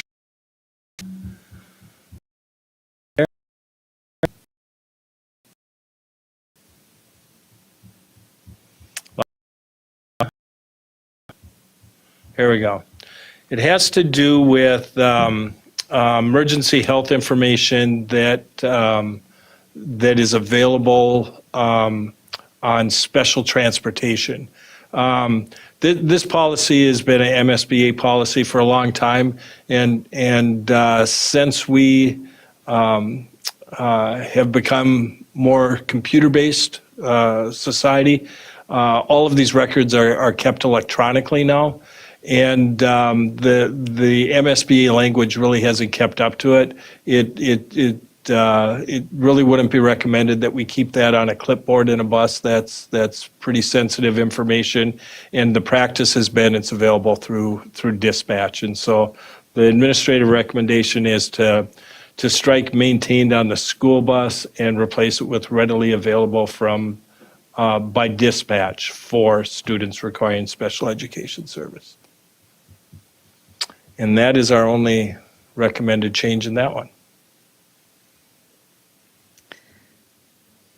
All right, that's a wrap. Meeting. We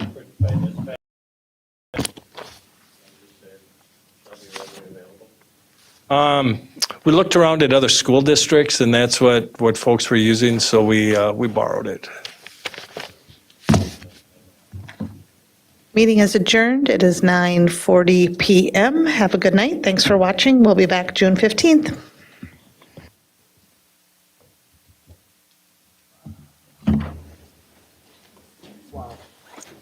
Natalie, you're gone for graduation, correct, on Saturday? Okay, just making sure. Scott, I have you down for attending the diplomas text with me and Monica. Zach, I have you on call with Al and Monica. So we'll be there for both.